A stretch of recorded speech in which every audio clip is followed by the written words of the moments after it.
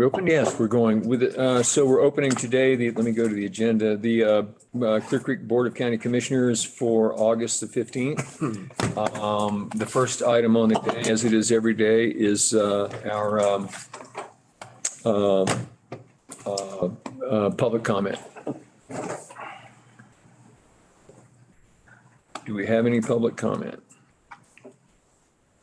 I'm not seeing anything online. Okay, next item is County Commissioner updates. Sean, George, either one of you guys have anything?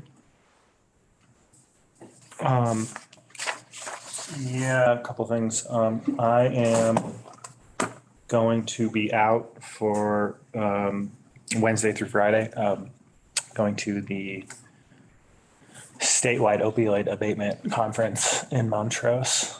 I told you guys about this a while back, so I'll be brief. The Gateway to the Rockies Opioid Committee is paying for my trip. And so you'll see it hit the warrant register, and then we'll be seeking reimbursement from Jefferson County for that. They're the fiscal sponsor, so that's how you'll see that go. Hope to learn some good stuff and implement it here. Also, CCAT's retreat was in between meetings, counties and commissioners acting together. I think the big takeaway that's relevant to what this board has been discussing is there is a lot of energy around the idea that counties need new, better tax proposal authority so that we can propose, better taxes than what we're currently allowed to do, which is pretty much limited to sales and property tax and a couple of excise taxes. There's a lot of energy around that idea. I've been talking to a number of legislators who buy into the general concept that we need new tax proposal authority. There's not about 5 or 6 ideas out there. One of which is the one that we proposed to CCI around an occupational tax. So we'll see what the organization ends up being aligned around, but we should have, Sean, to your consistent point that if we're going to be successful in the legislature, it's because we have friends, and it seems like we're building some real momentum around that. Yeah. Of course, I presented on the unincorporated shooting area, unincorporated shooting on private properties in unincorporated areas concept. That didn't receive a lot of interest as a tier 1, like CCAT's gonna find sponsors and bring the bill. But I did get a lot more positive feedback on sort of the next iteration of that concept, which is the Texas model. Right. Based on property size and status as a subdivided property. The reason why people aren't that energetic about it is because they are not personally suffering the problem in their counties. Right.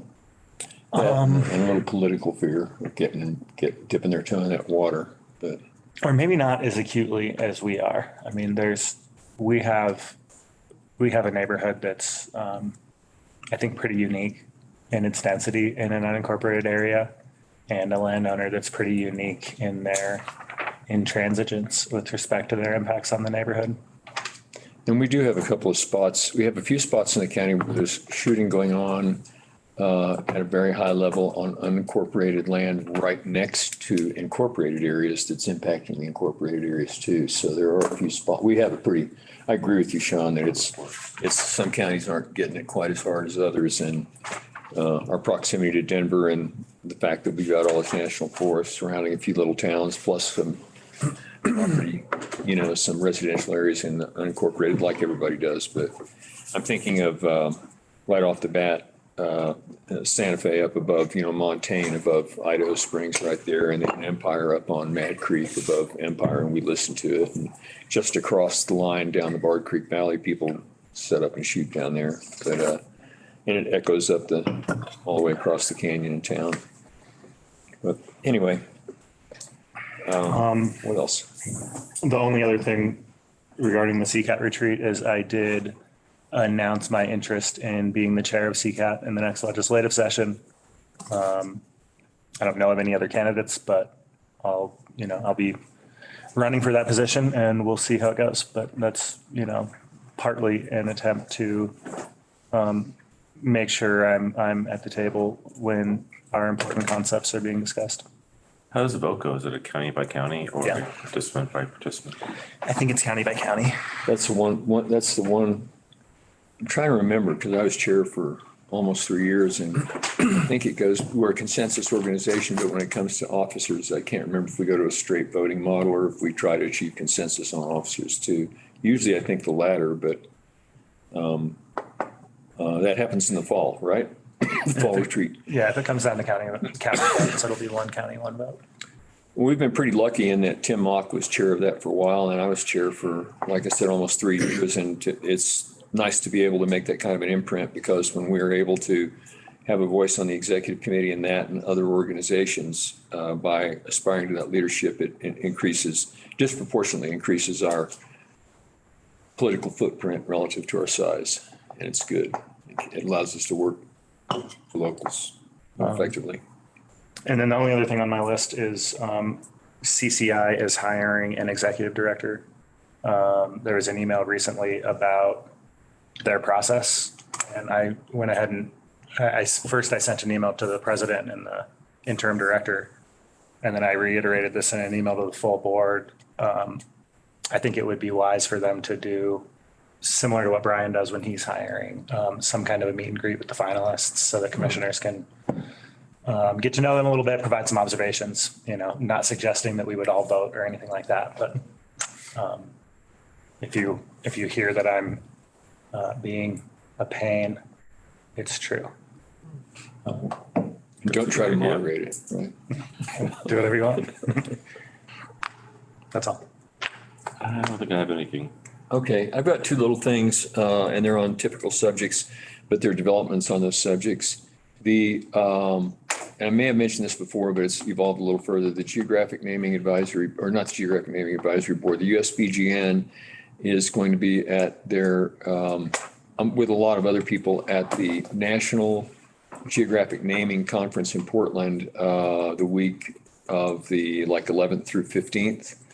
And on the 15th, they're going to hold their meeting there, and they will be taking up finally Mount Evans, Mount Blue Sky again.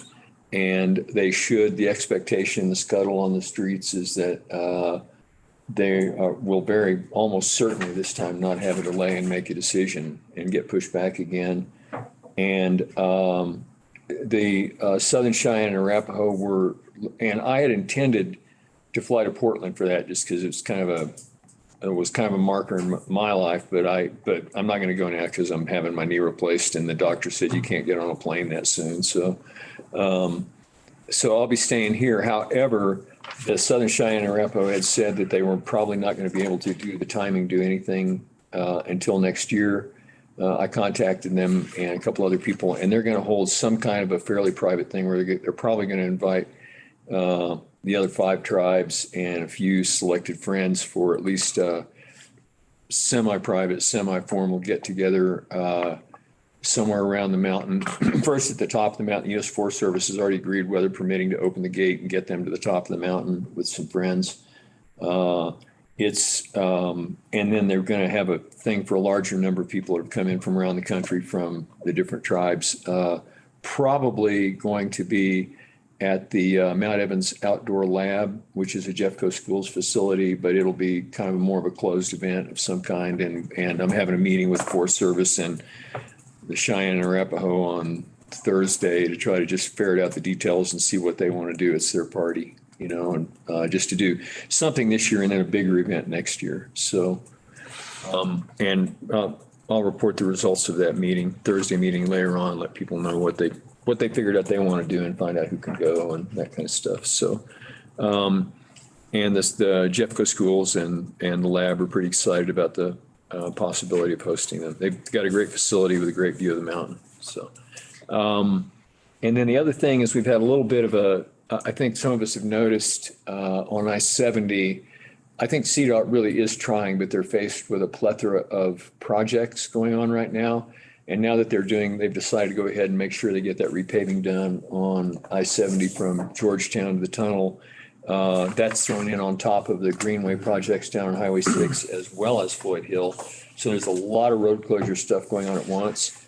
And this last week, it kind of blew up in people's faces a little bit because once they rolled a rock across both lanes, rock scaling across both lane, eastbound, westbound to the interstate and down onto the frontage road, they realized that when they're rock scaling or blasting, of course, when they're blasting, they have to close everything, the entire, and at the same time that's going on, Jeffco and CDOT are closing down in the lower part of the canyon on US 6, 2 lanes down to 1 lane and having alternating traffic each way.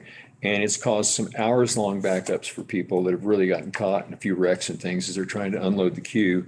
And so I've had a discussion with CDOT and also with a couple of people from surrounding counties, just speaking for myself, not for our county, that we need to have serious discussions with CDOT because these plans were developing in discussions that were just between Jeffco and CDOT that weren't including the other counties.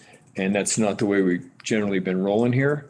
And CDOT understands that, and they're going to change the meetings. Jeffco understands it, less importantly, why they can't control Floyd Hill and what's going on there. But effectively, we're taking 10 lanes and squeezing it down to 1 lane, alternating east and west during certain periods. They're supposed to be only 20 minutes long, but when they're blasting and rock scaling, sometimes that 20 minutes turns into something more than they expected, and we're getting people backing up for miles, which is causing people to lose a couple of hours in the middle of the day, in the middle of the week, unexpectedly on a frequent basis. So I'm in conversations with them about that. The project manager has on the Floyd Hill project has assured me that we're almost through the pain of all the scaling and stuff within a week or two. So maybe we just need to gut it out and make it through because they got to get the job done. But I asked them to try to be more careful to stick to those schedules. They're going to try to start publishing exact times of closures rather than just say there'll be closures during this period so people can try to, surgically get themselves through by picking their departure times to get to Denver. I've had to cancel 2 meetings in the last week sitting in traffic because stuff wasn't the way it was supposed to be. And so anyway, that's all I've got. That said, county manager update, Brian? Yeah, as I've talked with each of you individually, we're gonna need to reschedule our September 5th meeting. So we're gonna need to pull our calendars out, but maybe in order to get us back on track, we can move my update to the end of the meeting, continue with the meeting and we'll come back to that at the end. Does that make sense? Yeah, sure. Gets us back on track on time, in terms of time of our agenda. Okay. And let me just say one thing about that last I-70 thing. The reason I brought that up, I don't have any specific ask now. Gilpin has already made the same complaint that I've identified. And I talked to Tamara Pogue in Summit County and she said, we'll be with you in support on this.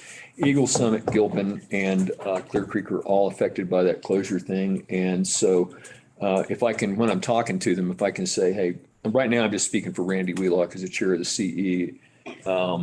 I'd like to be able to say, Clear Creek County would like to make sure that we're, surgically timing and communicating these things a little better so we don't get caught. And so part of it is just the ability to be able to say that rather than just Randy Wheelock asked for this. So I don't know how you guys feel about that, but it's not an agenda item or anything. Yeah, it sounds like it's almost over.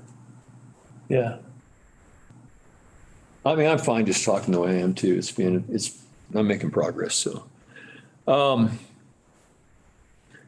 okay, 8:45. Our next action session is consideration of approval of resolution 23-46, a resolution to recognize August 31st, 2023 in Clear Creek County, Colorado as International Overdose Awareness Day. George, you've been working on this. Would you like to take it away? Yeah, sure.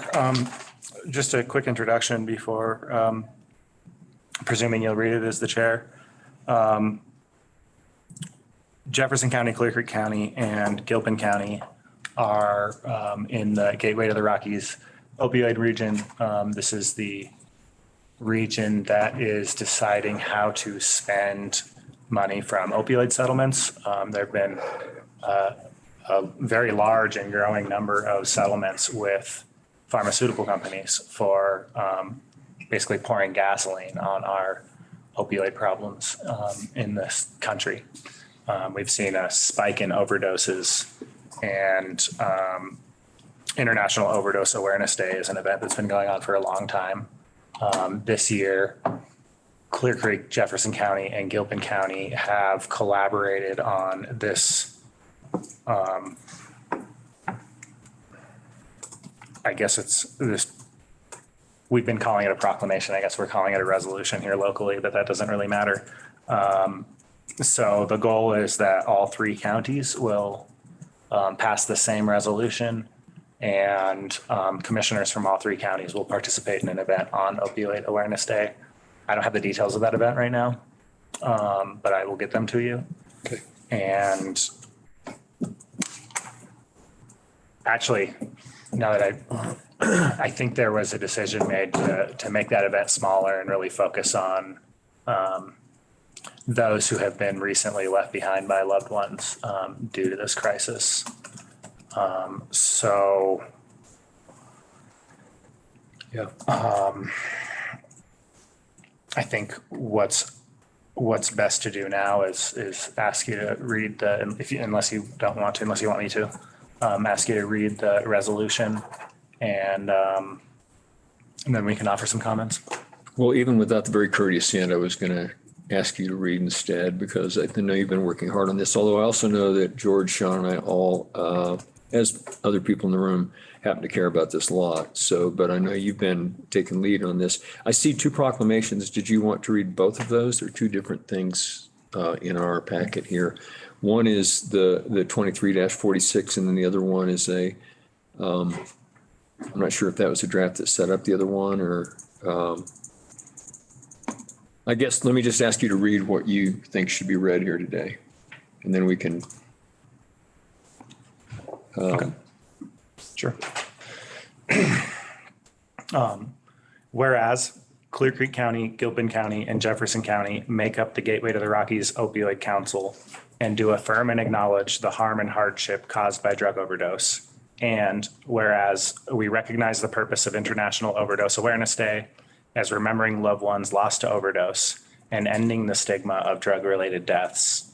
And whereas we resolve to play our part in reducing the toll of overdose in our communities, which has claimed the lives of more than 169 in Clear Creek, Gilpin, and Jefferson County residents last year together, with countless more affected forever. And we affirm that the people, and whereas we affirm that the people affected by overdose are our sons and our daughters, our mothers and our fathers, our brothers and sisters, our partners and spouses, who are all deserving of our love, compassion, and support. And whereas we ask that all members of our communities, including residents, businesses, and community organizations, continue to work together to seek out new opportunities to establish and increase awareness of the many programs, services, and support required to address the harms caused by drug overdose. And now therefore be it resolved by the Clear Creek County Board of Commissioners of the state of Colorado that August 31st, 2023 be declared as International Opioid Awareness Day in this region. Adopted this 15th day of August 2023 at a regularly scheduled meeting of the Clear Creek County Board of County Commissioners. Thank you. And I do see, as I look through it, that the other file that I saw in here was simply looked like the draft that was used to create this one. So there's no need to read anything. It's the same thing all over again, basically. Before asking for motion, I'd just like to say that I think this is a really, it is an important thing. And it's as we all know, and even beyond opioids, there are other drugs that are, I'll call them, they run concurrently with, correlate to, sympathetically to people's cycles that they get into. This is very, very important, and it also ties hand in hand with some other drugs other than opioids that people oscillate between. So we've definitely got to work on it. And I would welcome a motion.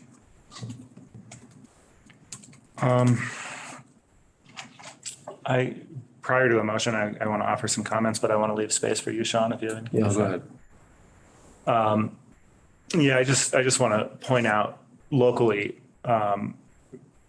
we've seen a spike in overdose death here as well. And we went through the statistics to make sure that this proclamation was accurate. We discovered that, you know, our population is small, and so our statistics swing a lot, so I won't speak in percentages. Right. We've gone from having 0 and then 1 and then 0 for many years and then 1 to, I believe we've had 3 overdose deaths this year. That may be a misstatement. Maybe that was last year. I'm not entirely sure off the top of my head. Is there any distinction between a accidental overdose and suicide? Not in these statistics that I'm aware of. We know that a big part of this is because fentanyl and carfentanil is poisoning our drug supply. It's something to really raise awareness of. Yeah. And I'm proud of our team for what they've done in public health. They are offering free, no questions asked, sitting on a counter in a public area. You can just go grab it upstairs in our wellness center. 2 things: fentanyl test strips. If you are choosing to use drugs, and we don't encourage that, of course, making You're sure talking about that illegal drugs, not prescription drugs. if you are choosing to use street drugs, Yeah. which is not recommended, of course, it is very wise to test them for fentanyl, and that can save your life, and that can save your friends and family a lot of heartache. There are a number of stories out there of people using a small amount of illegal drugs and not realizing there was fentanyl in it and dying. The other thing that's in these packages is naloxone. What's the other term for that? Narcan. Narcan. Narcan can save a life. I grabbed one of these bags so that I have Narcan with me. It's easy to store. It's easy to keep. It's easy to administer. It's a nasal spray at this point. I recommend to everyone on our staff, everyone in the community, get your hands on some Narcan. It can save a life. I'm proud of our law enforcement agencies for carrying Narcan in their cars. We've had a Narcan program with law enforcement in Clear Creek County for a long time. I don't have stats on how many lives have been saved, but I know lives have been saved. Yeah, it's part of our protocol at the ski patrol. Yeah. You find a person who's down. Yep. So it's just really important. People all over our community are impacted by overdose. I have close friends who still mourn their lost family and friends to overdose. I'm sure you all do as well. I'm sure many others in the room do as well. I know others in the room do. And so I think those are my comments. I'm not asking this board. I'm proud of this board for our commitment to behavioral health issues, to the GROC, and Sean, your participation on the Jefferson Center for Mental Health. Randy, your constant championing of this issue. It's something that bipartisan leadership across the state of Colorado at the local level and at the state level is committed to. And we can stem the tide of this, but we have to work together. And the last thing I'll say is that I've been doing a lot of learning about the impacts of trauma, PTSD, and the relationship between that and drug addiction. And just want to encourage people to the correlation between people with PTSD or CPTSD or any of the other spectrum of things and drug use and drug addiction is very compelling. And I just want to encourage anybody out there who has these issues in their life or has a friend with these issues or a family member with these issues to seek treatment. I sat on a panel with a person who had experienced drug addiction, and he had cycled in and out of rehab for years. And it was once he got with a trauma therapist, went through EMDR, and what he said to me will stick with me for the rest of my life. He said, I went through this trauma therapy, and one day I woke up and I realized that the pit that had been in my stomach my entire life was not there anymore. Mm-hmm. And my compulsion to use drugs wasn't gone, but it went from a 10 to a 2, and I haven't used drugs since. Wow. And that was a really powerful statement and moment for me. It's why I've been digging into trauma in my own life and just as in terms of its policy implications. And I just want to encourage everybody to seek the healing. It's out there. You can access it, and it can save your life. Very well said, Sean. I just wonder if there's anything more we can do to socialize and advertise what resources we have available, such as the Narcan and the testing, because I never heard about that before until you just mentioned it. I imagine there's plenty of other people in the community who don't know about it as well. Yeah, yeah. It's difficult to, you can't just wave a magic wand and modify everybody's behavior, but you can help them be safer with their behavior when you can't do that. And that's, having those resources are important for people to be as safe as they can be while they're finding their way. And if there might be other places to have those resources available just in one Yeah. location in the county, Yeah. which is inconvenient to this side and my side. Great points. And not to trivialize at all what Sean's question a moment ago, because it's a real important question, but the difference between, for example, accidental and suicide. And although we do have end of life passage where people, where it's inevitable for other reasons where, you know, right, I mean, even fentanyl properly prescribed by a professional for the right purpose at the right time is a wonder drug when it's not illicitly on the market and used for other purposes. It's an amazing thing, but it should only be used that way because it is so dangerous otherwise. The difference between suicide, I mean, either legal drugs or illegal drugs, either one can be used for either accidental or intentional death, suicide or accidental death. And the other part is that the outcome at the end of the day, whether it's suicide or accidental death, especially when it's illicit drug use, whether of legal or illegal drugs, the outcome for everyone left behind is the same. And so there are differences and distinctions in how we deal with it. And it's a really good question, Sean. At the end of the day, for me, I think about my different experiences in life with that. And, you know, when the person's gone, they're gone. And, you know, the damage is left behind, the emotional damage from all of that afterwards. Yeah. And anyway, so it's real important. Thank you for working on this. Yeah, and you said something interesting. I don't know if fentanyl has a prescription role. I think it's really a pre-hospital and a hospital drug. That's what I meant. Because it's got such a short half-life. It's only lasts for a really brief period. Yeah, a couple of hours or something. No, like 10 minutes. Yeah, and it's just important for people to know that fentanyl is being mixed with all kinds of drugs, you know, cocaine, meth, drugs that have nothing to do with opioids. They're being mixed in basically like countertop magic bullets and prepared. And that's part of why people are dying, because you think you're putting this much in it, but it all ends up concentrated in one of the pills that you're pressing. Yeah. So, yeah, that's always the case. Yeah, Sean, I completely agree with you. When I referred to fentanyl used in the right, what I meant was applied by, used by a professional for the right reason at the right time, never prescribed for somebody to try to use themselves because it's too easily abused and it can kill you in a heartbeat. No pun intended. Okay, do we have a motion or any more comment? Move we approve resolution 23-46 to recognize August 31st, 2023 in Clear Creek County, Colorado as International Opioid Awareness Day. Second. We have a motion and a second. All in favor? Aye. Aye. The next item we have is the consent agenda. Before I read anything, or do you have either of you is there anything either of you want to pull off and talk about? Not me. No. Okay. I'm going to read the consent agenda. Consideration of number one, consideration of approval of warrant register. Number two, consideration of approval of amendment to agreement between the county, Clear Creek, Colorado, and Jefferson Center for Mental Health for alcoholism and illicit drug use disorder and treatment services. Number three, consideration of approval of March 24th, 2022 Board of County Commissioner meeting minutes. Beth Luther, looks like it's some cleanup going on there. Number four, consideration of approval of February 22nd, 2022 Board of County Commissioner meeting minutes. Beth Luther, is that actually 2022 we're talking about? You know? Yes. Okay.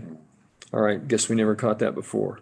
So those are the four items. Do I have a motion? Move we approve the consent agenda as read. Second. And can I ask for discussion? What, And can I ask for discussion? on one of the items? No, just on the motion.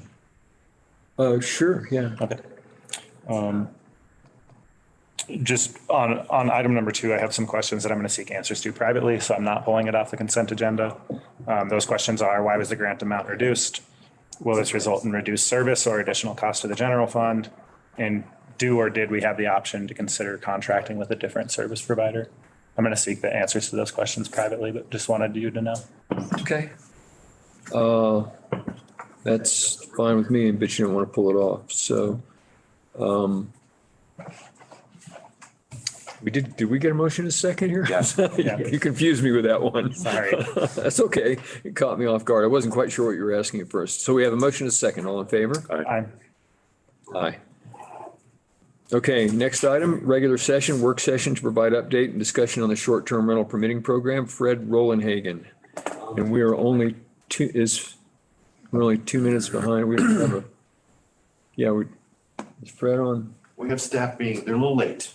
So Well, we could, if you're open Back to to the- moving up the public works item or, I don't mind switching items and moving to Stoy. He's in the room. So, or Just exited. is he? No, that too. Figure out the schedule too for September 5th. true, we could do that. Okay, let's, They're on their way right now. okay. So again, we need to cancel the September 5 meeting, so we need to find a time next week, hopefully to meet. Is it possible to look at the week of the 28th as well? I mean, next week is fine. Either one's fine with me. I have my surgery on the 29th. Oh, So the 28th is, and the 28th, let me check. I thought I had something going on.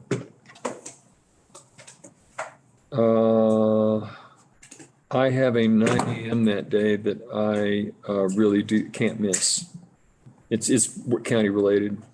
and I have an afternoon meeting that will be tough to miss too. How much time do we need? It's the one item, we're gonna discuss the potential for that ballot language with, related to open space. Right. Well, the one I have at 9, from 9 to 10 o'clock is a Zoom meeting. So I could be in here by about 10:15, or I could come here and do the Zoom meeting and jump right into an in-person meeting at 10. So The we have our, 22nd or 29th, I'm sorry, what day? 28th. he's talking about the 28th. We have our leadership team meeting that morning Yeah. and it's canceled the following week because of Labor Day. So you'd like to have, Kind of like to have that. that gives us some new, what time did you say you had something in the afternoon? Yeah, should we look at maybe a different day? Should we look at the 22nd? That's a Tuesday. I have ground ambulance, but it's not till 1:30 in the afternoon. My morning's completely open. Let me go Mine too. back. 22nd? Morning works. I'm seeing nods from Peter and Brian. I'm good in the morning that day. 8:30? 8:30? 8:30, 22nd? Yeah, sure. September or August 22nd? August, August sorry. November. Yeah. No problem. I'm open. August 22nd, 8:30 AM. Okay. Cool. Thank you.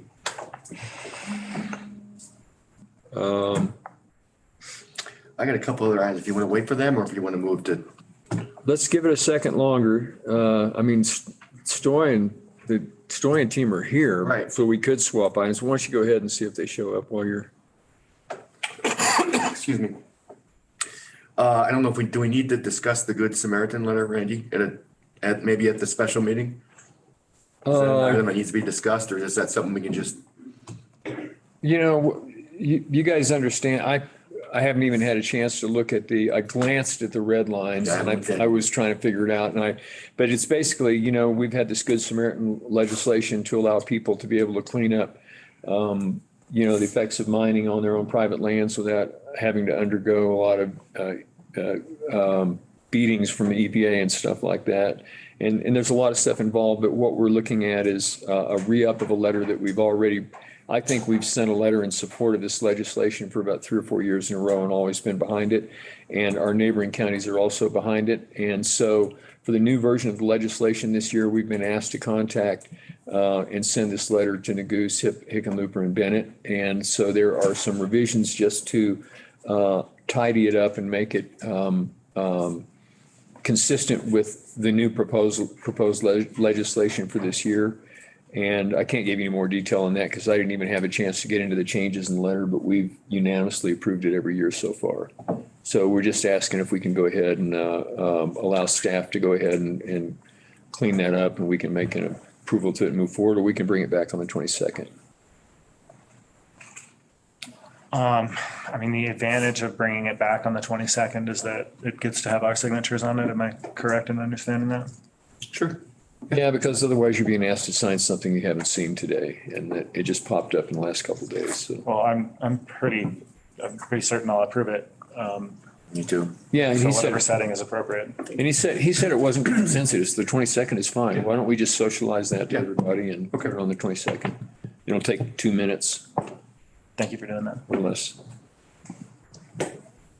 Okay. Reminder for Sean and Randy, you have an 8:30 a.m. meeting in this room with Mission CIT, who are conducting the review of the fire authority. 2 days.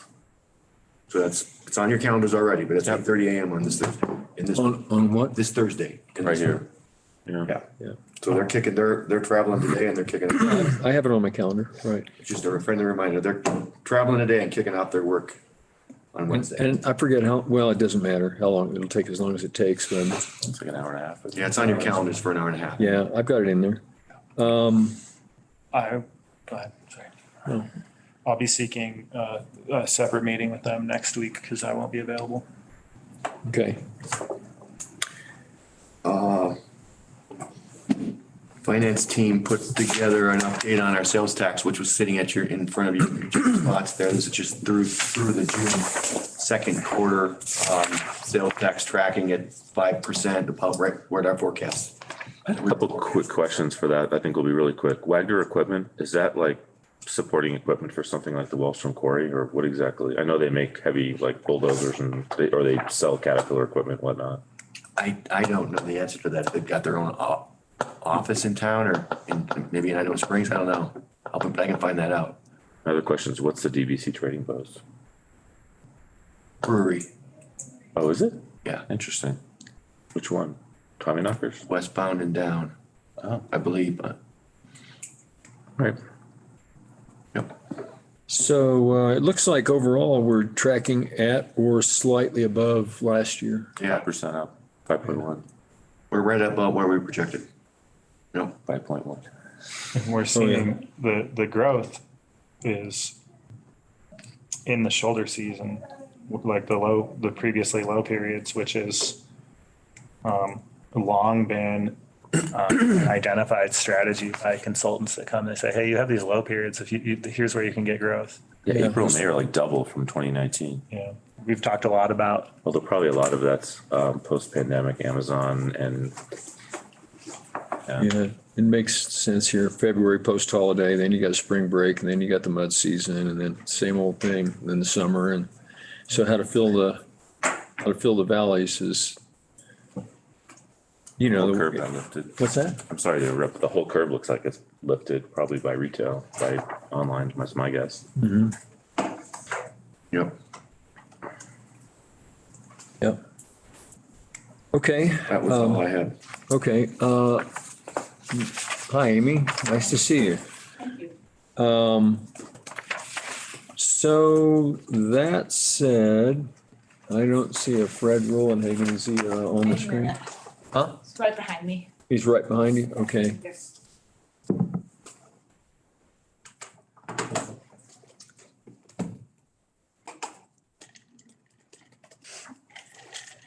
That said, I'm gonna declare somewhere between a 120 and 180-second break. Waiting for him to. Hey, Meg, quick question.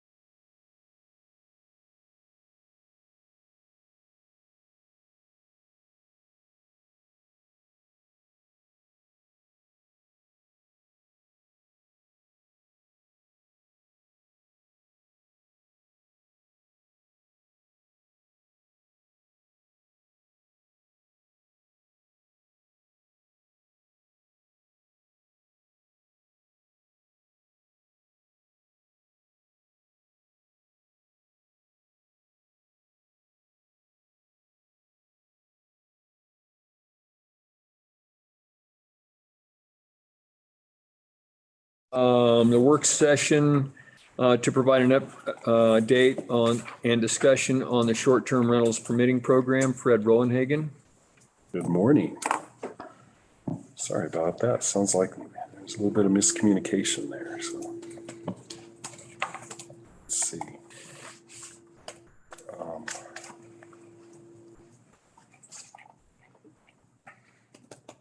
You pull this up. You should have, in your packet, you should have received a memo and just some real quick statistics, the current status of the program, what we have right now, and a copy of the House bill that was signed by the governor that I guess in my thought could have some pretty profound effects on how on how counties are able to regulate short-term rentals. Let's see, let me pull.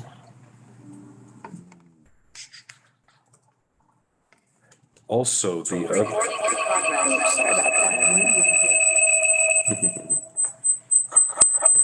There you go.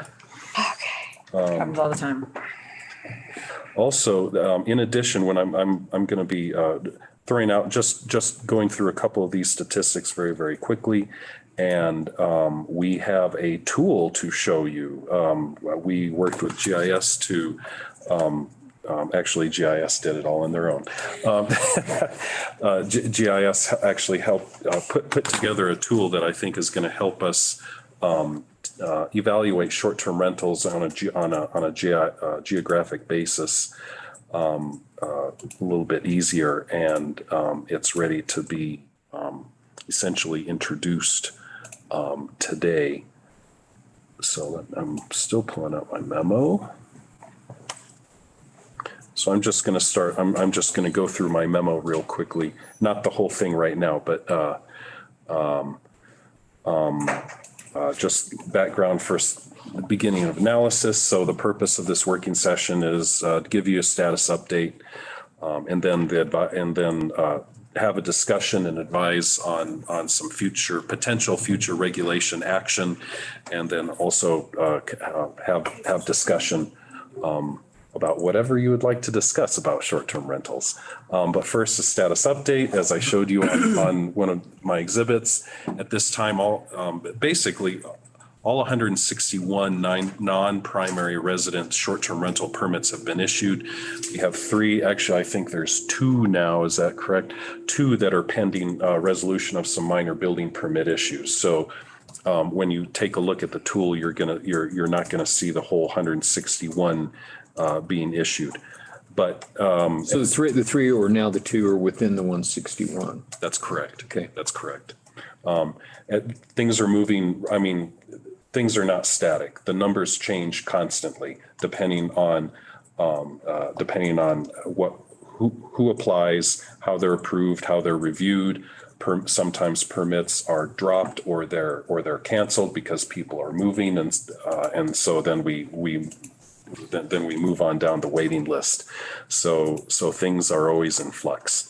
But as you know, in December of 2021, the commissioners revised the regulations to place this limit, this 4.5% limit on the total number of residential units in unincorporated Clear Creek County, on the total number of permits that could be issued to non-primary residents. And so for 2023 season, that limit is 161 permits. Each September, we do a tally of the total number of units, and then we adjust the number of permits that we can issue for the subsequent year. So this coming September, we're going to do another tally, find out based on how many more residential units were added to the housing stock, and then adjust that 4.5% accordingly for the 2024 season. How long is the waiting list right now? Right now, There's 5. There's 5. Okay. 5 for like absentee rentals. Yeah. 5. Like non-owner occupied? Yeah, just became 5. It was 3 for a long time, but it's starting to pick up more and more. So. Okay. So right now we have, and tell me if this is correct, but as of last week, we had 41 primary resident permits that were currently issued. That might have gone up. I think it went, I can double check right here. I think it went up just like maybe one or two since then. It's been, I have it right here. So We have a total of, let's see here.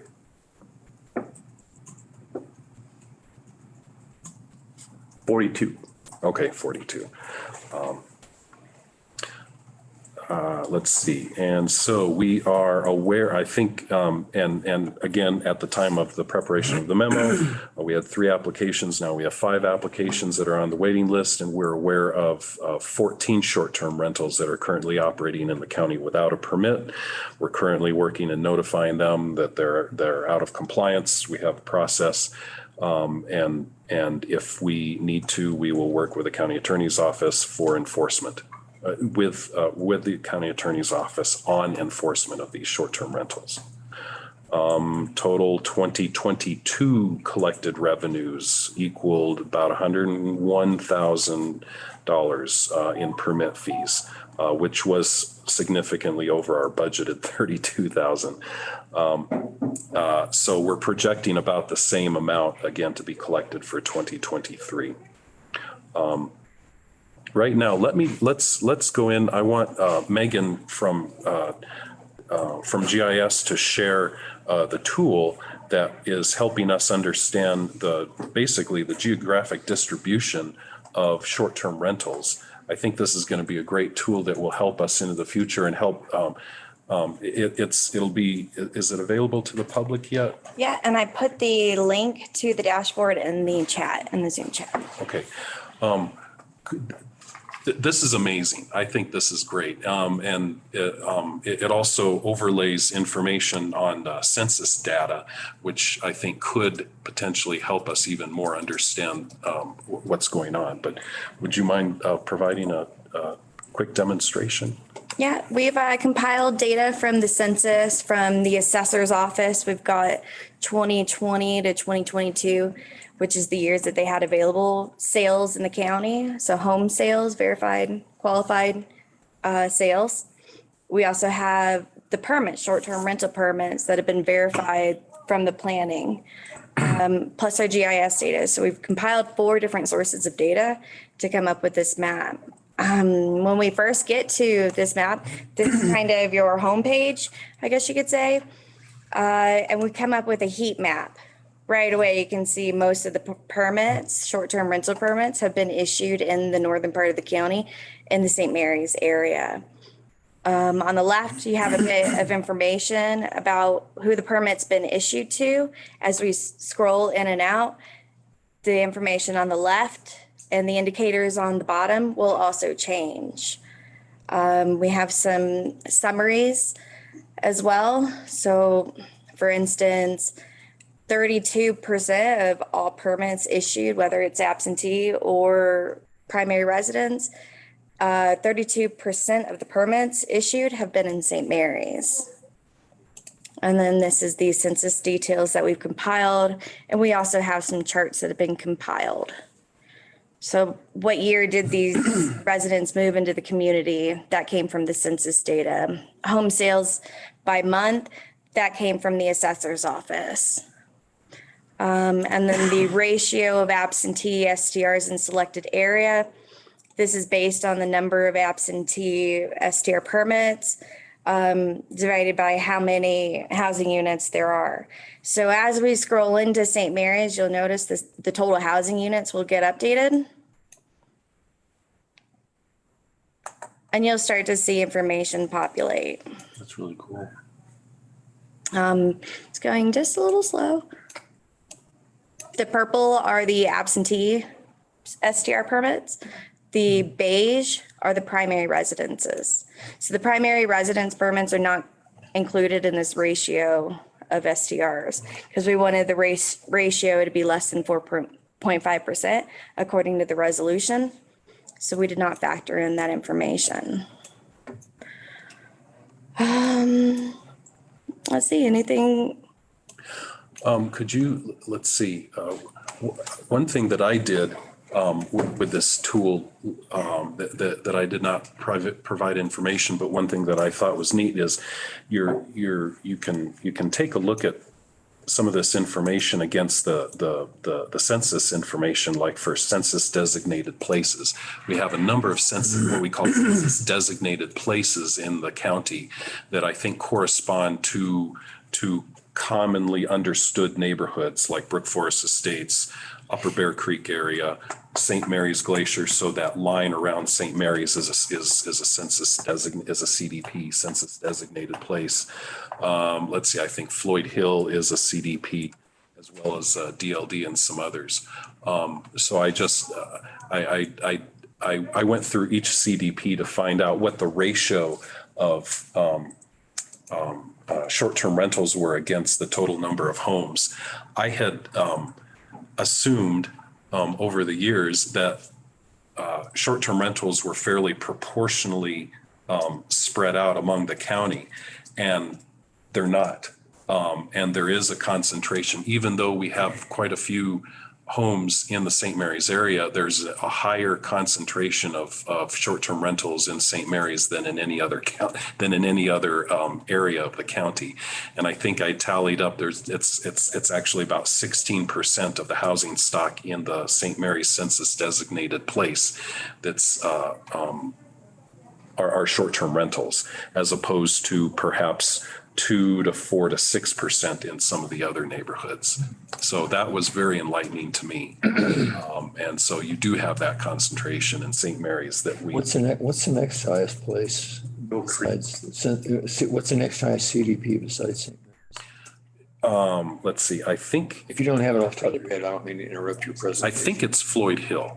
But Yeah, we don't have a CDP for Mill Creek, but if you zoom into the area, you'll notice a high concentration in Mill Creek as well. sorry, I looked at, Brook Forest Estates has about, at least what I did when I circled around it, Brook Forest Estates has about 8% of their housing stock in short-term rentals. Okay.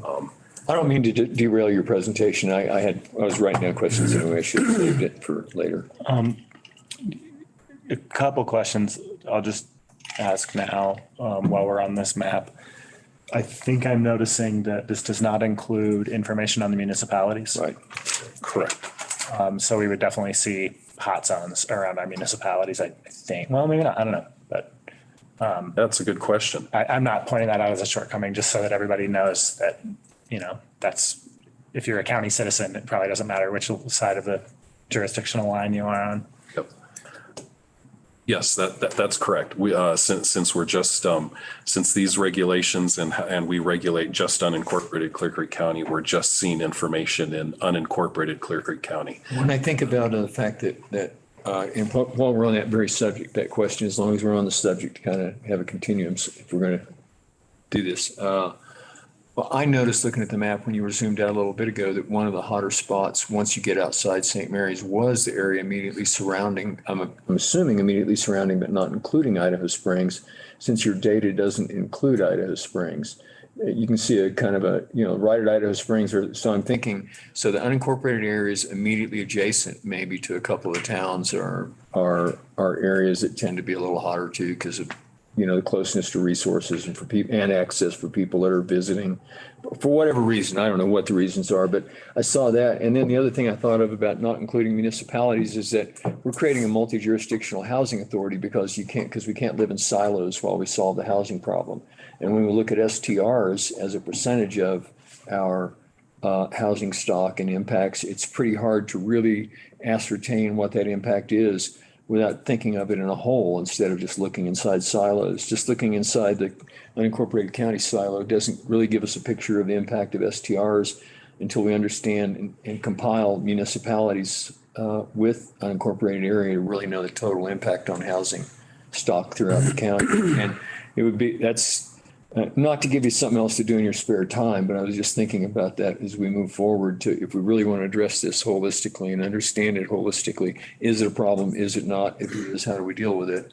We've got to really think about it in the whole, I think. That's just that's one of the things I wrote down here was that. Yeah, we at least need to be cognizant of that. Yeah. Something that I'm going to be working on as a project is going to be looking at the short-term rentals and then looking at the square footage of the house and also how many bedrooms it has. And just compiling a list just to get an idea of what kind of houses are being used for short-term rentals. If it's large, mansions, or if it's going to be just common homes. And so that'll be a list that I'm going to be working on, and I'll try to update that to Amy and to Fred once that's ready to go, and possibly share with the board as well. Smart. That's important information. Anyway, so we have, and also, if you don't know, this is Tim DeMayor, our new planner, code enforcement, community services officer, who's working, who's administrating our short-term rental program and is really getting in the weeds. So Welcome. Thank you.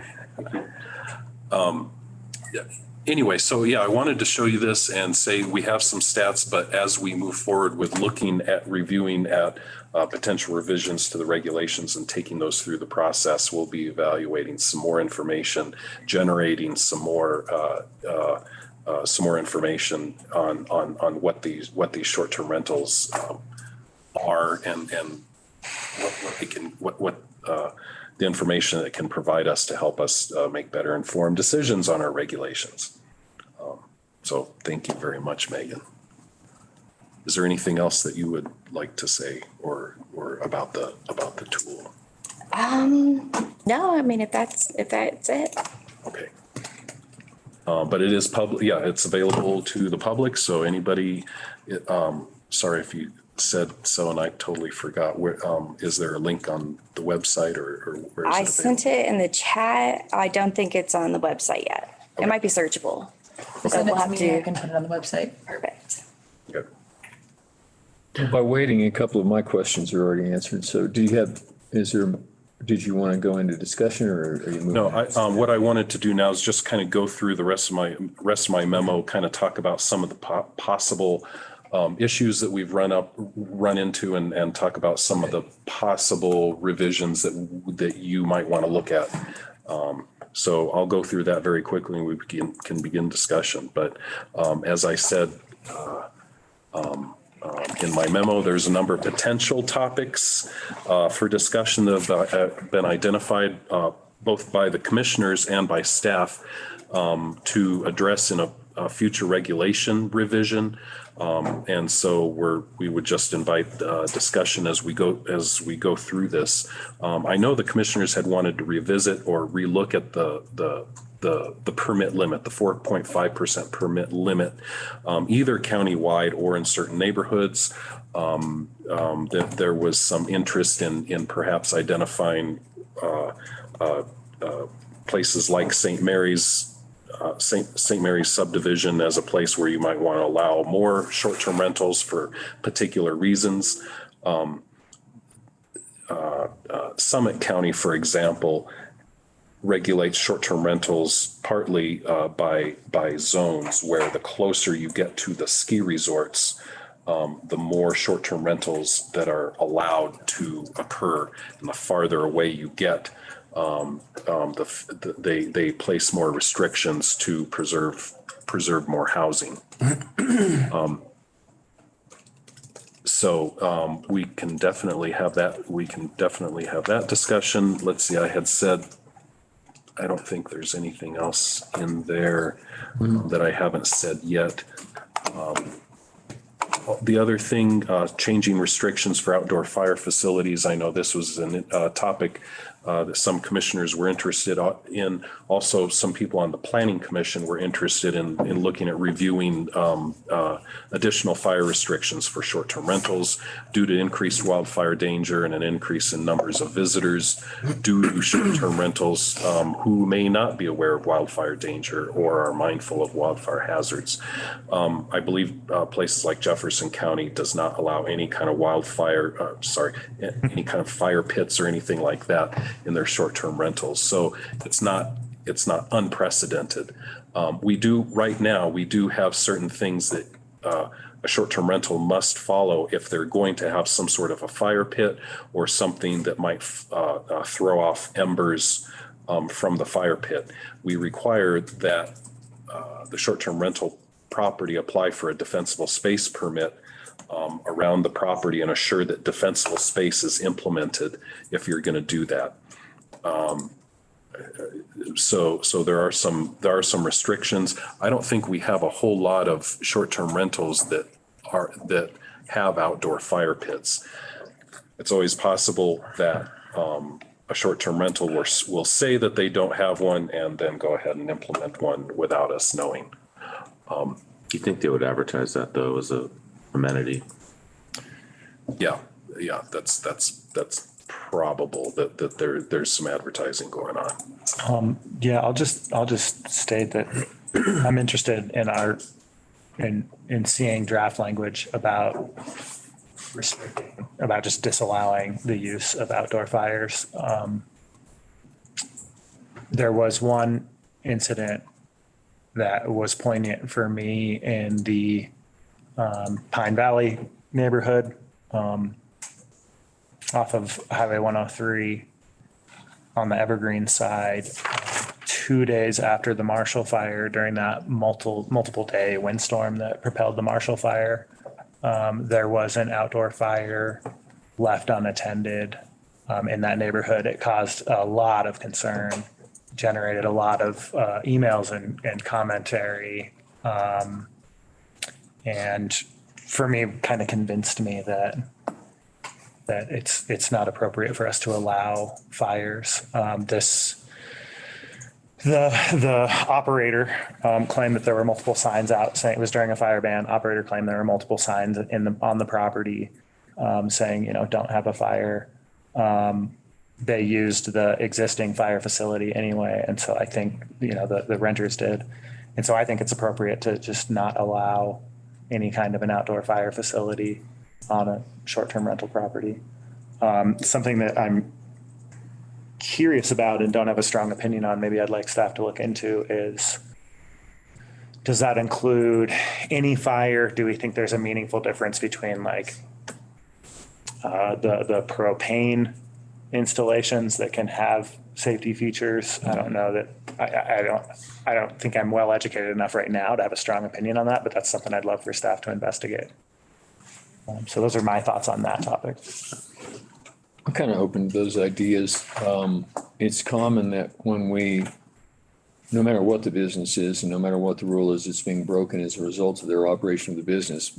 Rules broken by the customers. We've seen that with, OHV rentals and stuff like that already, where they say, well, we told them not to do it. And I'm reminded very much immediately my response when somebody says that to me, and I had a conversation with one recently where it's like, okay, you've got this thing you're doing, but you've got to make sure your people know what the rules are when you send them out the door with these things. And they come back with that line, and I'm reminded very much of something I've heard Sean say many times, as well as my dad and my grandpa, which is there are excuses and there are results.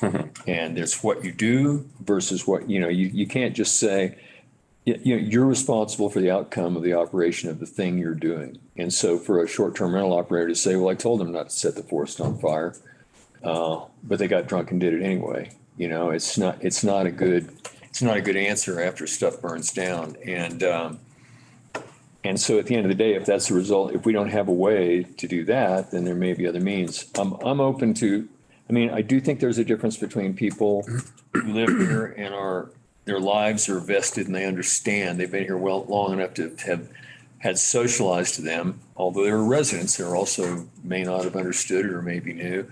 But when we have visitors here, and they come from someplace where they can light a fire and not worry about burning the whole countryside down.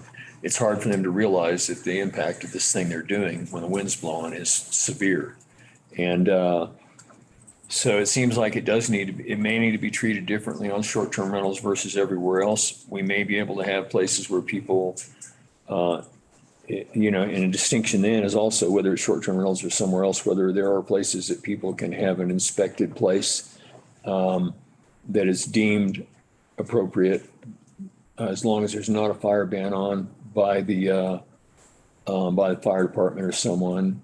And then there's the gas the gas flame thing and all that, which can still create a problem if it's out of line. And I've seen the problem, I've noticed we used to see this all the time in Breckenridge, and it's the reason they decided that all fireplaces were Class A fireplaces, regardless of whether they were gas or wood, was because they just had people come into town and take out the gas log or throw on top of the gas log some wood and start burning in a Class B fireplace, a gas mechanical piece.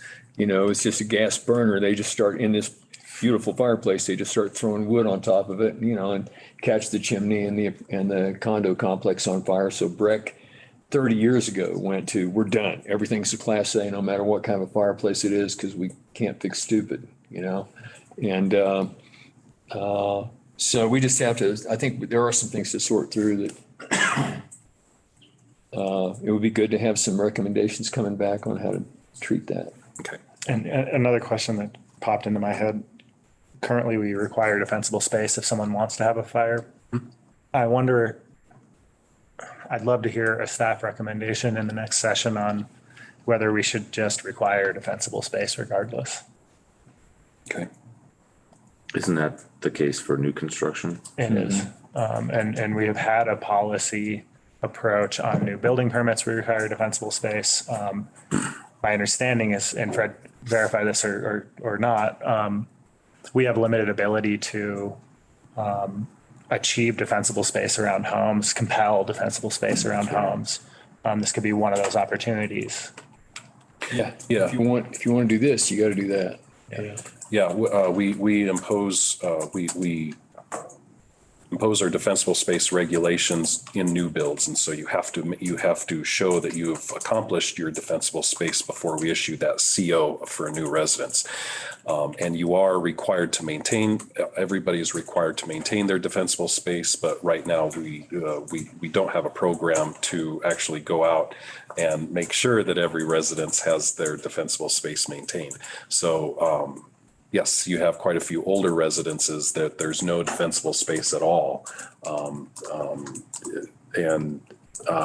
So right now with a short-term rental program, we don't require, if you're going to apply for a short-term rental permit, you don't have to implement defensible space just to get a short-term rental permit at this time. Well, that's something that I hadn't thought of that. That's something to consider. I think what I was hearing George saying, correct me if I'm wrong, is that if we said fires are banned for everybody, period, in the woods, unless, and there are some conditions or criteria. Among those criteria could be that you create not only an extraordinary level of defensible space around the fire pit itself, but defensible space in general to new construction standards around your house. And, something like that. It can all be lumped together into one set of requirements in order to be able to do that moving forward. So we haven't banned the use of a fire entirely, but we make sure that it's as safe as it can possibly be. And honestly, and depending if you're not going to have fires at short-term rentals, I'm actually open to the discussion about saying a condition of the short-term rental permit is defensible space. I'd want to hear the compelling arguments for and against, but I think that's got merit for discussion, certainly. I think too, something you mentioned earlier is a lot of people maybe from other states where there are no fire bans. They come to Colorado, and when you think of Colorado in the mountains, you think of camping, and part of camping is having a campfire. And so naturally, I feel like people are impelled to want to have a campfire naturally, just because they're in Colorado and they're in the mountains. And I think that I can totally see and understand how requiring that for short-term rentals could be very beneficial as far as protecting the mountains and making sure people stay safe. Okay. So that's one thing that we're looking at. And like I said, there are planning commission members who are also interested in moving forward in that direction. So, let me move on to the next one, transferability. And I thought this was an interesting thing. We've learned a lot over the last couple of years. in terms of what we allow. So we currently do allow short-term rental permits to be transferred from one property owner to another when a property is transferred or sold. Staff hasn't conducted any studies related to the value of property that have short-term rental permits or anything like that. We've just learned of some anecdotal information over the years that some properties have gone for an additional $10,000 to $20,000 more than what they would have originally received because the short-term rental permit is there and can be transferred to the next property owner. That's just talking to realtors and talking to people on the phone is all. So we've heard that that's been going on. We also know that Clear County is one of only a handful of communities that allow permits to be transferred. I just did a cursory review of our neighboring counties and other mountain counties, and actually I don't know of only 2 others that allow for transferability. And one of those counties they allow for transferability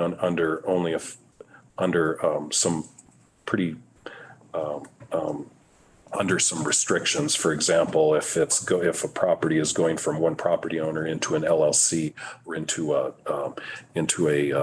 living trust or something like that, those are the conditions when you can transfer a permit. So takeaway is it appears that a majority of communities do not allow permits to be transferred. So we're kind of unusual in that case. And so staff would recommend to eliminate the transferability allowance and to provide more equal footing to all residential properties in the county. So when property is sold, the permit would go back into the pool and could be transferred to the next person who's on the waiting list. And hopefully maybe that would provide more equal footing for all residences to have that access to our short-term rental permit program. Yeah. I agree with that recommendation. It also creates an artificial reason why somebody would not sell their house because it's going to drastically, well, maybe not drastically, but depending on where it is, decrease the value of their house. And if it's a well-established STR that the neighbors are okay with, what you're doing is moving that somewhere else where you may create a big problem. I think the value of property is partially based on, that's the reason we tax commercial differently than residential. If we start talking about reducing and increasing property values, what you're really selling is not only a residence, but a business opportunity. Yeah. And so the point is, if we're not zoning it commercial and deriving commercial property taxes from that operation, I'm less inclined to be as concerned about a loss of property value to something that's zoned residential to begin with. So I would. But it's de facto zone commercial based on the fact we don't have those rules in place. Anyway, I think we should analyze this before we sort of shoot from the hip. At least I'm not going to. You made a comment. Now I'm making a comment. That's fair. Okay, thanks. And no problem. So the other, because I had this written down as one of the things I had questions about before I even saw the bullet point on here, because I had some thoughts about it, and 2 or 3 thoughts of ways to deal with it crossed my mind. One of them was to follow staff recommendation, reading it here now, especially should we have them at all, because I have written down fairness to the wait list and the people that are sitting and waiting. And the second one is that there are criteria that people have to meet in order to get that permit to begin with. And if somebody can simply sell it, as far as an allowance, if you're moving it from private personal ownership into an LLC, I have no sympathy for that one. And the reason is because that's the way people sell. They convert residential properties into effectively a business holding by doing that. And then they're able to sell it without even having you sell the LLC, there's no actual real estate transaction that takes place. There's an LLC among the assets of which exists this piece of residential property. And so it never even comes up on the radar because you sold a business and you don't have the same regulations in selling a business that you do in selling real estate. So if you allow people to transfer it into an LLC and then allow transferability, people can sell an LLC and it just, so the LLC still owns it. It's just that LLC is a whole different ownership package, a whole different group of people. So I don't really know how to deal with that one. I'm just saying that there's complications out there in So in it's allowing that to happen. So if you sell it into an LLC, you kind of have to say, okay, well, you at least got to apply for the permit again because it's a different group of people operating it and they have to meet the same criteria. I think it's a best practice to hold investment property in LLC to protect you from liability, escaping that house and going after your own personal assets. They're doing it in St. Mary's Glacier and they're doing it in trailer parks right now. And so they can sell the LLC without going through a real estate transaction. I understand that. I'm just saying that's not the only reason. There's a better reason, which is just basic financial intelligence of not basically putting your own home at risk for some numbnut who falls off your roof I when they're agree with drunk. you. I agree with you. Fred, I'm curious, when, in our application They're both process, reasons, is it individuals who make applications? Most of the time it is. It doesn't have to be. But an applicant can be whoever the property owner is. So if the property owner is an LLC, that could happen. I don't know how often it happens. Usually a lot of the LLC, they just use it like as a selling point or like, because it's a brand name, and a lot of times they still have the property owner as the one like held responsible for the application. I haven't seen too many where it says an LLC and it doesn't give us the actual name of the owner of the property. It would make, There could be some as well, but just from what I've seen thus far. as we're revising this, it would make sense to me that we would require individuals to be licensed and not businesses. One thing I was going to add just real briefly, something that I've seen with confusion with transferring permits is people are selling their house saying it has a short-term rental license, but not specifying that it's a primary residence license. So someone will buy it expecting to be able to just immediately rent it out as a purely vacation absentee rental While living somewhere else. while living somewhere else, but not knowing that when we go through the transfer process, they didn't do the research. And so what happens is all of a sudden we're in this pickle where they live in Texas, they bought the house, but they're not going to live in it. And we're requiring them to give us proof of residency and documentation, and they can't do that. So then it creates a little bit of a pickle because sometimes people, when they're selling it, don't clarify that this is a primary resident rental instead of an absentee rental. So it just creates a little confusion. So some people think they're buying a vacation home where we're already maxed out on our cap for rentals. Right. And so they'll just think that they're going to buy it, but they bought a primary residence short-term rental. And then it creates like an issue because if we grant them that, then we're going to go over the cap. So it just gets a little bit of a pickle. That's just one thing I've seen so far with being in this position that has caused a little bit of confusion and can cause some concern for home buyers and sellers as well. The list that we're hearing that brought up these different things that either are going on or can go on at this time, maybe a reason why we only see a couple of counties that we can find that even allow transfer.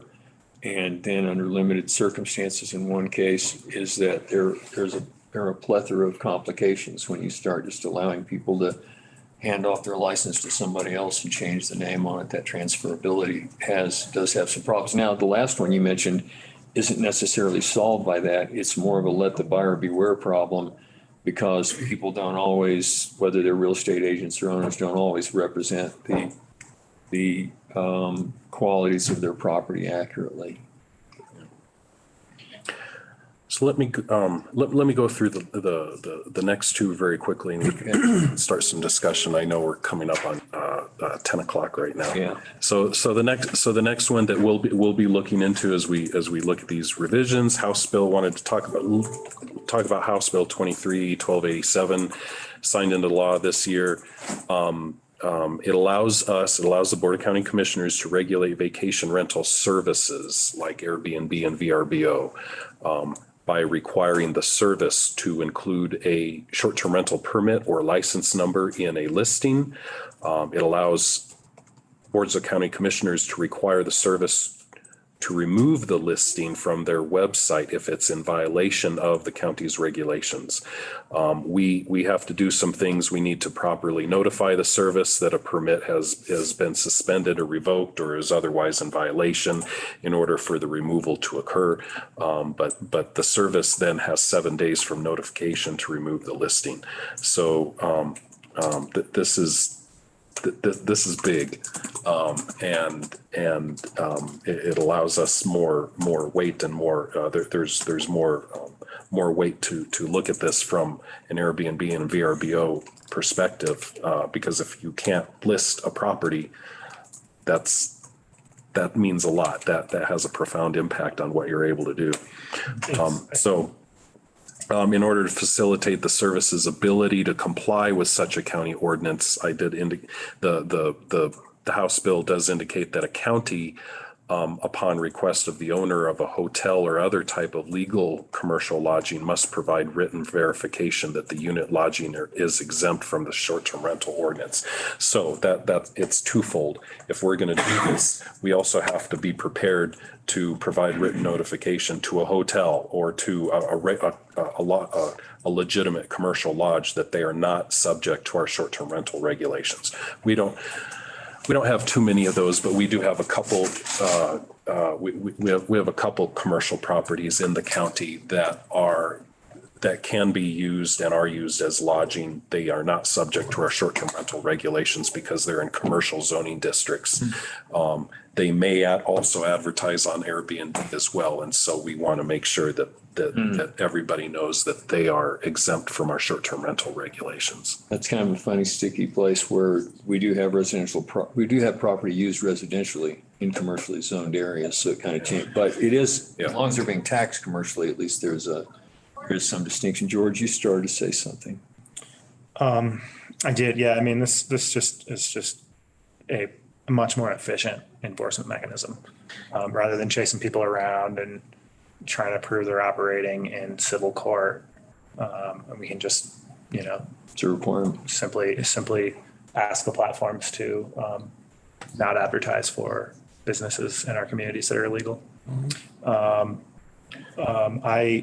just so the board knows, there is model language out there that's being drafted by CCAT and the platforms. My suggestion is that we adopt that model language. That'll help the platforms. We'll see. I think we should see local jurisdictions ideally adopt the same language that will help the platforms, be effective in managing this. And to that end, I have put Fred through CCAT in touch with VRBO to discuss what that language looks like. They also request lead times. It's a technical matter of getting their systems in place. They requested lead times. And so at this point, they are aware that we're considering adding this to our regulations, and we'll see what comes of that, but I'm in full support of adopting this. Yeah, I think we should. And as far as the CCAT language, of course, not that there's a devil involved, but don't mind the devil's in the details. It makes sense to be consistent with something that's being developed on a statewide level, that the platforms are already negotiating and moving in line with and agreeing to if it's a workable model. So that sounds like a really good baseline starting point. I do like the idea that instead of people considering themselves to be exempt because they are zoned commercially, that they need a letter from the county that says, yeah, you're exempt. Simply that, so that there is some regulatory teeth in it, as you state there. So I'm all for both those things, at least to bring back and look at when you said they're being developed at this time, that model. So once it's developed and that wording is complete, just to be able to see that. And I think we're pretty close. I know when CCAT the draft language was circulated. I know that Peter got a look at it. Fred, I don't know if you were included, but there was, I think so. Yeah. There's been a lot of conversation among a lot of different counties about what that should look like. And I'm pretty happy with the language. It's what you would expect. One thing that would probably require, or probably be best to then change our regulations and adopt our short-term rental regulations as an ordinance, rather than, right, currently they're in our zoning regulations and they're adopted through our zoning authority, which is different authority. So that'll take a little bit of time. I'm not too familiar with the ordinance process. So You're saying the STR ordinance is more flexible and easier to give us. well, the ability to do that. the House bill, it kind of implies that we would be adopting the regulations through an ordinance. So I need to brush up and kind of get a better understanding of what that means and everything like that. I'm not too familiar with what the House bill was implying or meaning, or what it allows us to do, if it really says, yeah, you need to adopt an ordinance or just what. But I'll be talking with Peter about that. And I'd be happy to put you in touch with Summit County. Summit County has done a number of revisions of their regulatory regime. They use the ordinance and business licensing process. And they'll probably have thoughts on the next topic as well. So that could be really helpful, and they're always willing to help. And then the last one, and I know want to have some time, and I know we're bumping up against time, have some time for you to talk about any other topics, but other communities have included additional fees on short-term rental permits for affordable housing. One of the biggest examples are from Summit out of Summit County and town of Breckenridge. We don't do that currently, but perhaps there's some opportunities to look at this and do some nexus studies and things like that as the multi-jurisdictional housing authority is advancing, and maybe there's some ways to do that if the county or if the housing authority is interested in doing that, by imposing fees to help with the cost of affordable housing, either build affordable housing or help with the cost for residents who need affordable housing or something like that. So similar to like the recreational services tax that we talked about, it's a place where we would be doing it. The rationale behind it is to help contribute to mitigating the real or perceived impact of short-term rentals on housing availability and affordable housing availability. Is that the idea? My understanding of the fee, and Peter, correct me where I'm wrong, please. The fees on a license need to reflect the service demand that a business is generating on public services. The nexus studies are intended to estimate that service demand. Of course, one of those services is affordable housing services. You referenced Breckenridge. They did a nexus study that justified they have a per bedroom fee, so that the bigger the short-term rental, the higher it is. And, so they're, for 2 bedrooms in Breckenridge, they're charging $1,500. For 6 bedrooms, they're charging $4,500 a year. Where does the money go? Into the housing program? Let's see here. Town's housing programs to address secondary impacts caused by the short-term rental industry, to defray costs of the town, including but not limited to staff and personnel required for administration and enforcement of the regulatory program. And so I think the decision we need to make as a board is, do we want to direct staff to conduct a nexus study prior to bringing this ordinance back to us? I'd like to, since they've been done and we could model something after what's already been done, the study itself even, like Breckenridge has done, I think it's good that we make sure that we're backing up our, we've got good reasons that are backed up by data. Yeah. And that's a way to do it, that the rationale is legit. So I can understand it, and I guess one of the questions about that kind of a fee is how that applies to the absentee versus primary residence owners. One of the things that I think of is when people are living in their primary residences, a lot of people raise families and their kids move away and they want to stay in the house they lived in. It becomes a little more difficult to stay in the house they lived in because they're maintaining a larger property on a fixed income, and it gives people that are hitting retirement age the ability to help subsidize their ability to still live in the house they lived in, as one type of example of, you know, and people have got all kinds of reasons, not just people that have retired or kids have moved on, why they might want to do it, but that's just an example. And so the question is whether those fees are, you know, what kind, you know, we've already exempted primary residences because we don't perceive that they have the same impact on housing availability. So that's just one of the details to think about while we're thinking about it. It's a good question, and I know Summit County is in the middle of a nexus study right now. My suggestion is that we, look at the RFP that Summit County published as a model for our own, that we be prepared to support a supplementary appropriation for this to be able to happen. Knowing that the cost of a nexus study can be recouped by any justified increase in fees. So I think that those are the next steps for me is that that this board issue direction to put an RFP on the streets and get a nexus study going prior to our adoption of this updated ordinance. I'd be up for that if we bring it back with a best guess estimate of the cost of doing that and know what it is we do have to recoup based on the information we can get from Breckenridge and adjusting it to our scale. And I think Summit paid around 20,000, 30,000. Can we talk timing? That's what my comment's gonna be. Added to the same department that has the ROMP, that has the IHOP, that has the multi-jurisdictional housing authority, that has a DLD RFP on the streets as we speak. Good point.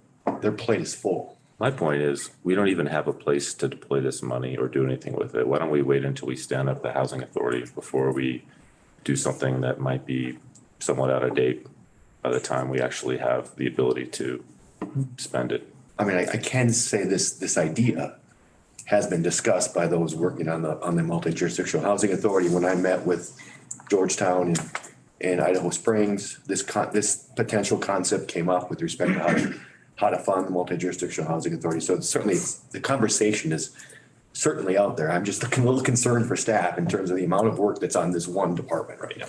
Well, I think if we can flesh out the information about what's, you know, it'll help that conversation if we know about what it'll cost and even go that far. I'm not, you know, maybe we don't need to float an RFP next week.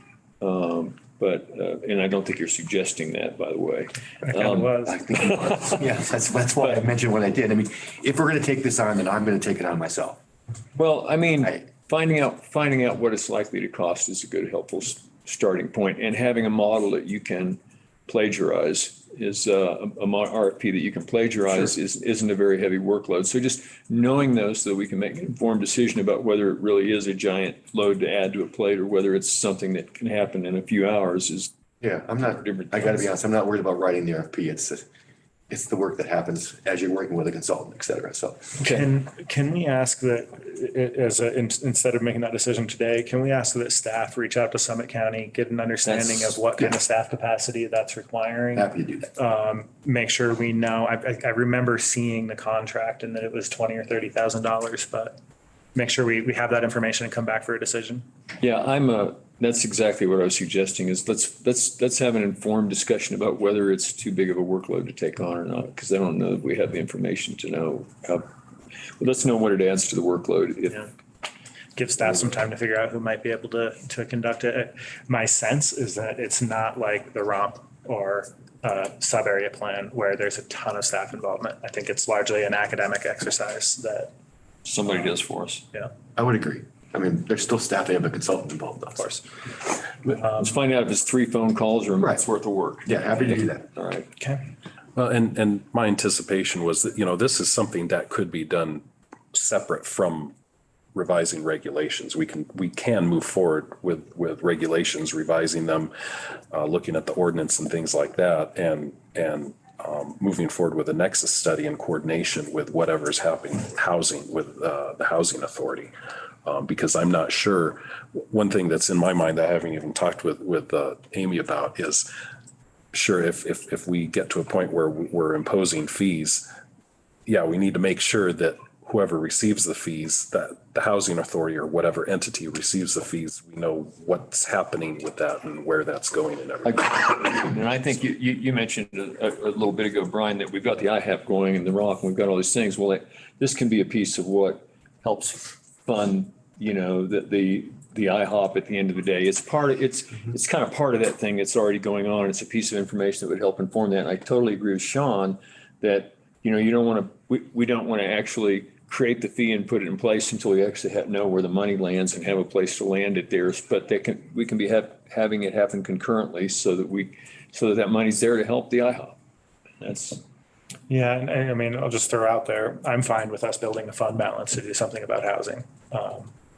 And I also, I think we're talking about a nexus study to understand the impacts on our service provision. I don't see that that's super related to the multi-jurisdictional housing authority. I wouldn't ask the multi-jurisdictional housing authority to conduct a nexus study for us because this is about demand on our services from our industries that we're regulating. So I don't know that we have to see the housing authority be formed. And I don't think it's appropriate to ask the housing authority to conduct the study for us.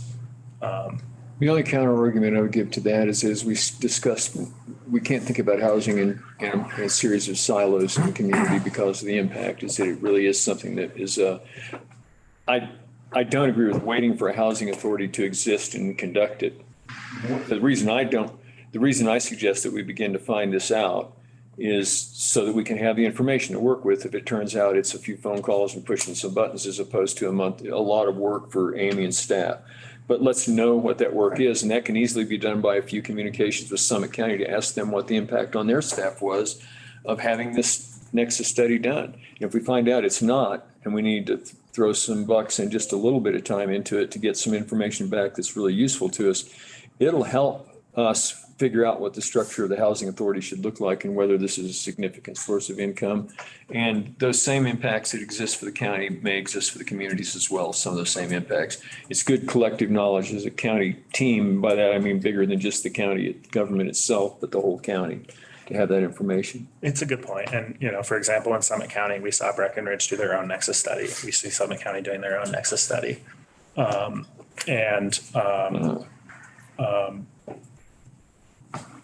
But I'm satisfied with the conclusion of this conversation. Staff's going to do some investigation, bring it back to us hopefully soon. Figure out what it takes and maybe think about the advantages of actually, I know I said it shouldn't be waiting for the multi-jurisdictional housing authority to do it. On the other hand, if we want a universal knowledge, then we need universal data. And you just mentioned these different entities, these silos in Summit County doing their nexus studies. And it's like, why wasn't it one big nexus study? Well, No. the timing makes sense because it could help inform the multi-jurisdictional housing authority discussion, right? So I Yeah. get the timing. On multiple fronts, it makes sense to be doing it now, so, Okay. yeah. One thing I wonder out loud is why are we still talking about the multi-jurisdictional housing authority? We've been talking about it for like 2 years, and whereas we say it's important, and here we are having nothing happening yet. You're gonna get an update in the next month Okay. on that very topic. I thought you were working on it, but We are working on it. It's a lot of work underway. It has been going down, yeah. along with all those other things you were talking about. Right. But that's a good point. Let's get there. Okay. Looks like that's everything, and we are now 20 minutes overdue, so it did take just about exactly an hour. Go ahead, Sean. Kind of holding my question. I'm really interested in investigating thoughtful ways of treating specific areas of our county differently, and I'm talking about St. Mary's. And of course, I'm most interested to hear what the residents of that area think. But I think a lot of these conversations are very different, whether it's anywhere else in the county or there, because my anecdotal perception is that it's very well accepted up there and that it's very well supported, and it's essentially possibly their number one industry up there. And I would like to see from staff at some point in the near future some information about other communities who have solved this or cracked this nut, and what recommendations are about engaging with St. Mary's and their community to see how we can be smarter about what we're doing. I agree. I think that, I mean, this is something that when we left this conversation last time, in my mind, we committed to investigating this.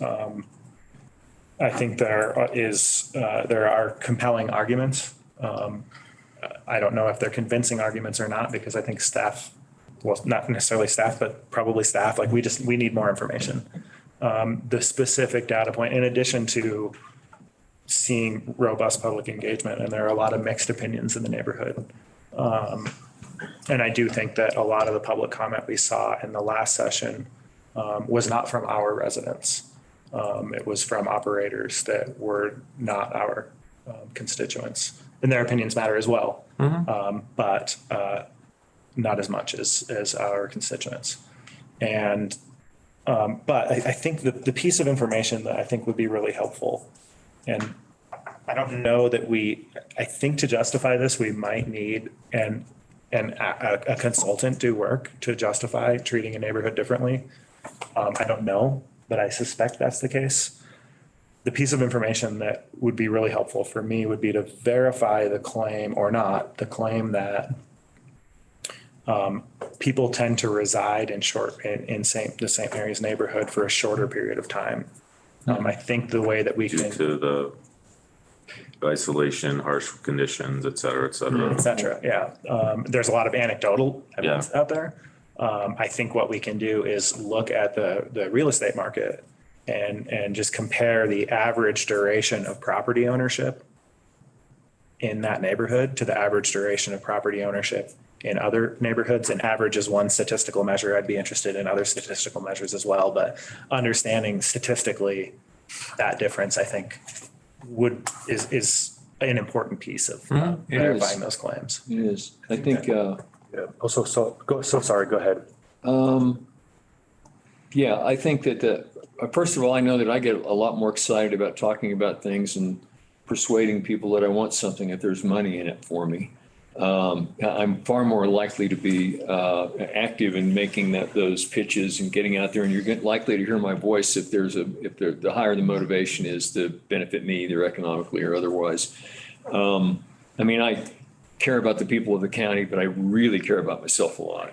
And I'm just kind of making a joke that some of the arguments we've heard, as we said, as George mentioned, came from people that had multiple investments and lived somewhere else entirely, and came and talked to us very passionately about their need to continue. So making sure that we're getting good information is important. The other thing I think is that this is something that maybe that Nexus study could help us understand better too. Yeah. Impact. I mean, that's a little bit of an ad hominem argument. I mean, I think we should look at the facts, and where they come from isn't completely irrelevant, but I think the facts are what we're really after. I agree with that. That's why I think we need to make sure we got good data when we do that. So now we're talking about conducting two separate studies. We have a staff person, we have a couple staff people raising their hands here, so. Yeah, I think we have that on our tool. Because I remember them showing us an aspect of that tool, the GIS tool for short-term rentals. Yeah, so we did kind of anticipate that question, and on that dashboard, on the lower right-hand corner, we have a neighborhood absorption rate, which is based on the assessor sales from June 2022 to 2022. Yeah, so it's not as of today, neighborhood sales, but it is a time period of information that we did have available from the assessor's office that they track those. So just wanted to share that with you. Thank you. Okay, thanks. I think the other thing to just think about is really whether or not the current cap is adequate or not. And that is one way to look at that, is who's on the wait list. Do we have a bunch of people from St. Mary's, for example, on the wait list? Because the current cap of 4.5% does allow 16% of the homes in St. Mary's to be utilized for short-term rentals, even though the cap over, across the whole county is 4.5%. That still allows for the homes in St. Mary's to have 16% of them utilized in short-term rentals. Maybe the natural number is 30 though. Well, but then we could look at the wait list. Is everybody on the wait list from St. Mary's? And I mean, people who see a wait list might move on, right? I don't think it's might. necessarily a reflection of what the demand is. Fair point. Yeah. I mean, that's just and some additional information. We don't automatically assume that the cap is restraining the ability of people to be in short-term rentals because the cap does not constrain a neighborhood to that cap. It's as that percentage shows, right? We can have 18% of a neighborhood utilized in that way. I think, Of the cap. go ahead. I think that there are compelling reasons to look at St. Mary's in places like that differently, especially if they're places where people don't last as long. And I think my own personal experience is almost more than anecdotal in the number of little cabins I lived in back in the 70s for as long as I could keep a vehicle running, getting up to it or make it through the winter. And so it is true in places like St. Mary's, York Gulch, Creek, Cascade Creek, Spring Gulch. There are places where people, and even, Echo Hills, where people come and go because of the difficulty of access, getting in and out, stuff like that, and just keeping vehicles up. So we kind of know that's real without having done a study on it. The thing I would say about maybe the natural number, if you will, at St. Mary's should be 30% or something like that, is that kind of implies that what's natural is demand. And I think the reason we have a short-term rental regulation is because we recognize that the demand for short-term rentals and its economic advantages has an impact on the community. So we decided to create a limit.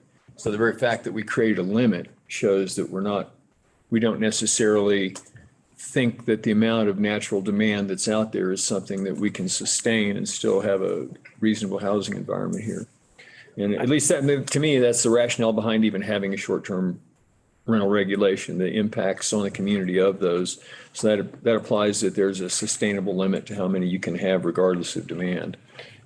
I think what makes sense is for us to, we're talking about having a separate work session on the fee and nexus study problem, because that's a more complicated problem than we're going to solve today. I would suggest it's the same for this, that we have a separate work session to discuss if we're treating neighborhoods differently, specifically St. Mary's. And, there's the other dynamic that's going on there that we heard a lot about is the issue with the water infrastructure and the acute need for additional homes, additional customers. It's a complicated problem, and maybe what we can do is kind of flesh out the questions and make a decision about whether we need to and want to conduct a study to see if that's justifiable. I do think, and we can ask Peter to look into this, I do think that we will need to conduct an outside study to justify legally treating the neighborhood differently. Okay, I'd like to, go ahead. I was just going to say, unless we have the ability to do it internally, which I think we've established, we just don't have that. Right. Which is why we have to look into the cost and the difficulty of doing that. I'd like to suggest that since we started 15 minutes late and have run 15 minutes longer than was scheduled, and we're now a half hour late, that we've dropped a whole lot of questions on the table and suggestions about information to bring us back later, unless I have a either one of you guys 30-second says comment. anything I else. just want to make sure everybody understands. I'm not advocating for treating St. Mary's differently. I'm advocating for doing some investigation and seeing if it warrants treating them differently. And a good example that George just brought up is if there is some sort of a additional tax or fee based on bedrooms or whatever, in their case, it might make sense to direct to something different, like helping out their water infrastructure. system. So That's a good I think it's a point. complex problem, but, and I'm not prescribing anything right now at all. I agree with exactly what you said. I'm suggesting there may be the same idea, that there could be, like in the past, I've completely opposed treating anyone differently. I'm willing to reconsider that based on all these different complex problems we've identified here.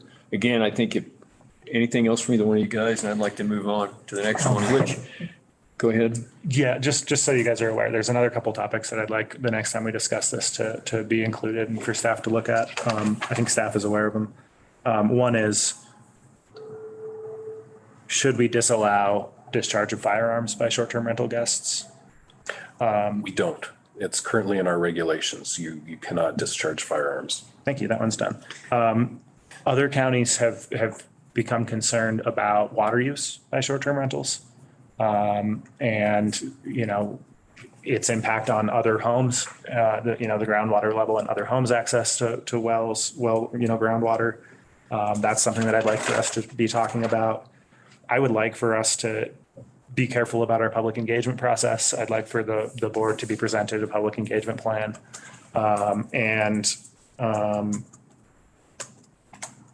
That's it. Okay. Sean, anything else? Okay, it's 10:30. Thank you very much for the work on this. Really appreciate it. It was a good conversation and it left you with some more stuff to do. Can I ask one follow-up? Sure. One commissioner is throwing a whole bunch of stuff. I want to make sure the other two are in alignment here, and we're gonna go off and do this work that we've discussed. So it's coming back to discuss water, coming back with a public engagement plan, all the items that George is sharing. I want to make sure we're all on the same page here. That's what we want and need. Any of us have the ability to request those things, and I was listening, I assume Sean was too, and I'm fine with it. And we all express things that we'd like to hear more about. So I'm good with it. Yeah, I would just say, I think it's highly likely that more well-funded counties have already done that. So rather than reinventing the wheel, I think there's probably an Agreed. opportunity for us to leverage work that's already been done and affect staff minimally. I agree with respect to water. You can look to Summit County. I agree. Let's give them a call and call the people that have already worked on this and we identified having on the books. I mentioned Summit County a lot. It's because they are the epicenter of short-term rentals and have done a ton of work on it. And we're actually doing pretty good on time because we have a half hour scheduled for the next thing and we have a half hour to get to it. Actually, the next thing. Oh, no, we had an hour scheduled. Yeah, we're a half hour behind right now, I think. An hour.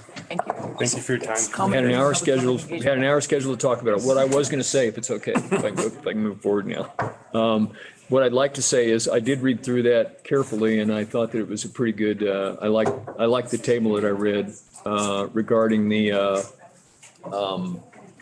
suggested changes in both directions on stuff. So this could be, all I'm saying is I'm suggesting this could be, depending on how long it takes to present a shorter conversation. It was than an scheduled hour. originally for a half an Yeah, hour. I think we could get it done in under an hour if we. We changed our minds and added 30 minutes, but we'll get into it and see where the conversation goes. Randy, you're over here trying to herd bullfrogs. Norm intended. I don't know that This is Okay, cool. 20th day of the rest of it up, and if they want to reference it, then we can, but Otherwise, yeah, it should be right in front of them. I don't know if it's on break. No. As a matter of fact, thank you, Peter. No, I was asking because got up, so I thought maybe we took a break. I have no clue I what, will be back in. That's fine. yeah. I think Mutiny. Ryan should probably hear this one, so I'm not, Take a. but we need to get, what's that? Could we take a 3-minute break, actually? 3 minutes. We'll take a 3-minute break right now. Run. 108 staff. 108, 179, 178.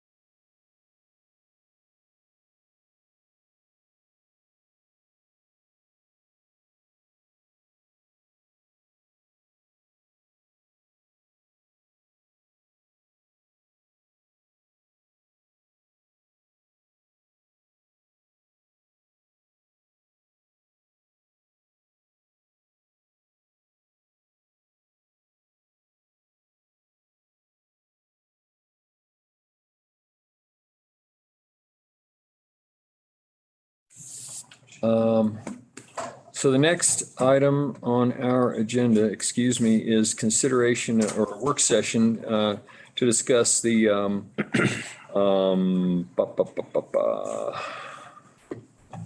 driveway and parking area standards. Stoy, take it away. Thank you. I wanted to just start with a brief summary of what we've been working on. For the past several years, we've had an effort, a staff level effort to really combine resources and collaborate a little better between the site development department, who permits driveways, and the road and bridge department, who of course is maintaining our roadways. And this is a continuation of that effort. We've included staff from both areas to kind of look at the impacts of driveways to the road system and other aspects of the driveway and parking area standards, and then brought in a lot of the team and been through a fairly thorough review of our existing standards, and are now prepared to get some feedback from the Board of County Commissioners so that we can better move forward with recommendations, some staff recommendations on some potential revisions to the standards. I don't feel it's necessary to kind of go through all of the standards for driveways and parking areas. I really wanted to kind of just start on some of the areas that have come up in the past and that we've looked at potentially proposing revisions to. And wanted to start with our driveway standards. As we reviewed them, we consulted the driveway standards and the parking area standards from adjacent counties, including Boulder County, Grand County, Jefferson County, Park County, and Summit County. And really just wanted to see how close we are and see if we can be, in line with the standards from the adjacent communities here. And we took that information, what we've been seeing through our maintenance operations and driveway permitting here in Clear Creek County, and kind of combined all of that to come up with these proposed revisions. Starting with our driveway standards, really just again kind of a comparison to other jurisdictions, and from what we've seen, just looking at a minor adjustment to the minimum curve radius for curves located on driveways from 30 to 40 feet. This is pretty typical for the surrounding jurisdictions. Some don't necessarily specify, some vary depending on the proximity to the road network and that sort of thing. But something that doesn't tend to create a whole lot of concern from developers that we've seen there. The minimum curve radius, of course, it does impact the design there, but usually we see when they design to something smaller than 40 feet in practice, when it gets constructed and used, it's really becomes pretty tight for that 30-foot minimum curve radius. So looking at increasing that to 40 feet. And then similarly on the maximum allowable grade, right now our maximum allowable grade in Clear Creek County for straight sections of the driveway is 10%. We've got an exception for terrain that has a general southern aspect to allow grades up to 12% for up to 150 feet. And looking at the maximum allowable grades for the surrounding jurisdictions, they're really all over the place. And in some cases, up to 16% for southern aspects and for limited distances. And we felt like just increasing the maximum allowable grade to an overall 12%, partly just because we feel that still allows for safe use of a driveway, and administering this provision of determining what's the southern aspect and this minimum distance and that sort of thing can be problematic for our reviews, and then for that to be constructed in that way. So just looking at increasing that from 10% to 12%. And then we have a separation distance from driveways to the next one there is really eliminating the additional kind of layout of curves. Right now we have this varying curve radius for different portions of the driveway, depending on on, I'm sorry, grade standards. Let me start this bullet point again. We're really looking at the grade standard, in general, increasing that to 10 to 12%. And then, in the past, and currently we have, different grade standards for different radii of curves. And so we define a certain switchback curve with a tight radius and certain alignment details to have a maximum of 4%. And then other curves, which is a little bit vague on how that's written, but other curves that have a maximum grade allowance of 8%. We were suggesting that we consider just having the straight sections that are allowed up to 12%, and then just defining curves of anything with a radius of 50 feet or less to be a curve, and reducing the maximum grade allowable for curves of all types that have a curve radius of 50 feet or less to be a maximum of 8%. And so we would really have two different grade standards. If there's a radius of less than 50 feet, then maximum allowable 8% grade. If it's anything over 50% radius, it would be considered a straight section and maximum allowable grade of 12%. And along with those kind of increases and allowable grades, we determined really that our focus should be from a safety and drainage and maintenance perspective, that our focus really should be for the initial portion of the driveway. And so we really wanted to focus some more stringent grade requirements on that initial 25% from the connection to a road. And really allowing for the drainage concerns and maintenance concerns to be addressed within that initial 25 feet, as well as allowing, for some stop-start area there if people are, on an uphill driveway and stop there to allow traffic to go a little easier to proceed if they're starting on an 8% grade versus a 12% grade. So really just looking at that initial 25% to have a maximum of 8% grade in that area. And those are really the notable revisions that we'd be looking at for the driveway standards. And before I move on to parking areas, is there any comments that we'd like to discuss on the driveway standards in particular? Sean?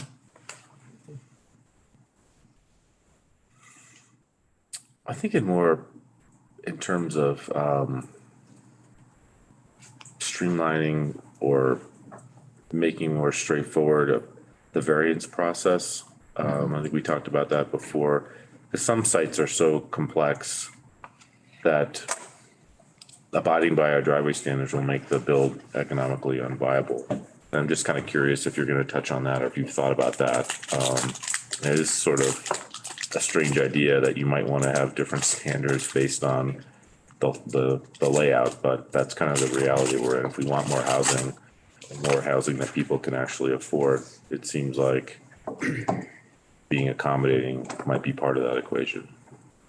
I think there's some, why don't you respond to that? Yeah, I'd like, if I could just hold that question. I do have that after parking area standards, I wanted to discuss our deviation process. And so if I could hold that question until that time. Last page there, yeah, okay.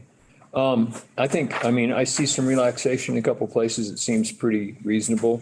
The only one that I wonder about a little bit that could maybe use a little more tweaking is the maximum allowable grade. 2% for the first 10 feet. And I do see that's replicated in Park County. And they've got the same kind of thing. 10 feet's about half the length of a vehicle. And I know that the idea about having that lesser grade right before you hit the road, it is to help prevent people from sliding out on the road in front of the snowplow or whatever, or whoever's coming along. And I was wondering if that 10 feet, I realize that's what Park's done, maybe needs to be just a little bit more. And then I noticed the way Park wrote it was also for 10 feet to 50 feet. So what we say is 2% for the first 10 feet and 8% for the first 25 feet. And I was thinking maybe if it was more like, 2% or whatever it is for the first 15 or 20 feet, so that at least the vehicle can kind of come to rest on something that's not sliding down.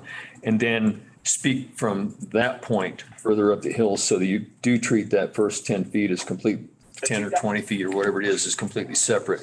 And then from there up, so I like the way it's worded in Park County where they say, 2%, the way it's laid out, 2% for the first 10 feet, and then 10% for 10 through 50. So maybe the 10 is 20 for us, or maybe it's whatever you want it to be, and maybe it's only up to 35 feet or something like that. It doesn't, because we've got, as I said earlier, Park, Grand, Summit, yeah, they got mountains too, but they also have broader valleys, and everything here is almost straight up and down. It's Billy Goat country here, so it's really hard to say, yeah, you got to keep it under a certain percentage for 50 feet going out, and allow people, as Sean is saying, to even be able to realistically access their property.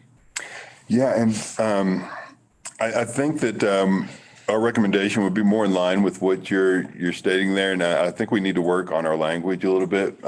We've got two different scenarios there. This maximum value of 8% for that first 25 feet, and that's from the edge of the road, 25 feet in, maximum of 8%. And then separately, we're saying a minimum of 2% down away from the road for that first 10 feet. So it may make more sense, as you're suggesting, to break those into two different areas. But that is not to say if you have a driveway servicing a property that's downhill from the road, we would typically allow that to be 8% going all the way up to the edge of the road. It's the driveway serving uphill properties that we want that minimum of 2% down away from the road to create a swale and some plow area when we sweep our plows and graders across the end of the driveway, and so that the driveway itself on the uphill driveway slopes down away. And so there's both a minimum and a maximum value there. For where it concerns. So the 10 feet helps create a plow clearance, so when you're plowing down the road, you're not banging into effectively a berm that's the driveway that's in your way. It serves that purpose, as well as just creating a swale in those driveways. So any drainage that's coming down the driveway surface gets captured in that swale and diverted to the roadside ditch is one of the intentions of that as well. Okay. Thanks. And so we will work on the language. Am I kind of capturing with that summary, what your feedback is? Yeah, I think you got it. I just see the way they Park broke it out into this 10 feet and then the next 50 feet. And ours kind of has them on top of each other. It's kind of an either or. So it's a little confusing. That's all. No, thank you for that. That's something that we're aware of, the confusion in that language. And so I think separating those maybe will help with that. Otherwise, I like the relaxations. I like the fact that you eliminated even having a standard. You're going to look at it on a case-by-case basis on switchbacks instead of having a standard, because I've never seen a switchback yet that wasn't at least 15 to 20% on the inside of the curve, where the thing dishes around. You can measure it anywhere you want to. So. And then our recommendations going forward will be to measure that at the center line, which can still be difficult on a tight switchback like that, but we don't typically take into consideration, the inside of the curve, where, as you said, you're going to have a much steeper area versus the outside of the curve. We try to measure that maximum grade, whatever it may be, whether that's 8% or otherwise, at the center line, to allow for the difference between the inside and outside of the curves. Okay. Anything else on the driveway standards in particular? Yeah, and I'm sorry, I didn't give you a heads up about this question. My apologies. Have you engaged the fire departments, and is that relevant? Are they a source of expertise that is necessary to engage? Certainly. And our intention, I would think, when we actually want to bring recommendations for action to this board, prior to doing so, we will likely want to develop a referral list to refer it out to, whether it's adjacent jurisdictions and or our local fire authorities or whomever that may be. So if you got certain ideas, and the fire authorities would certainly be one of them that we would seek comments from. I know this falls into the deviation area, but that's exactly, like we were talking earlier on break. Jefferson is known for going by the book, which is a builder I like. And now I know what to expect. Jefferson County is known for doing that.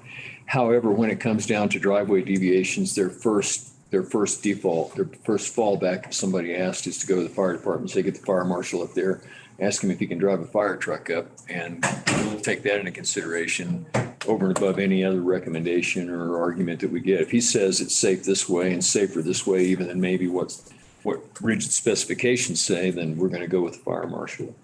We want to get an ambulance and a fire truck there, basically. And I think that is one of the primary factors and goals of having these safe driveways.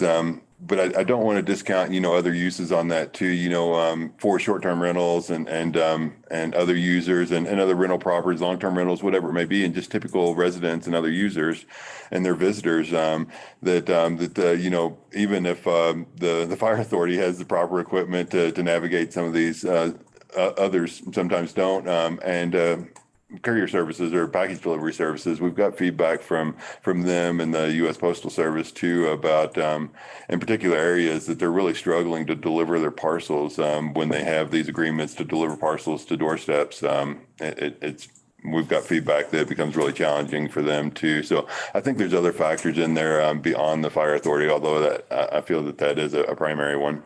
It's hard for me to imagine a FedEx truck having more trouble than a ladder truck going in somebody's house.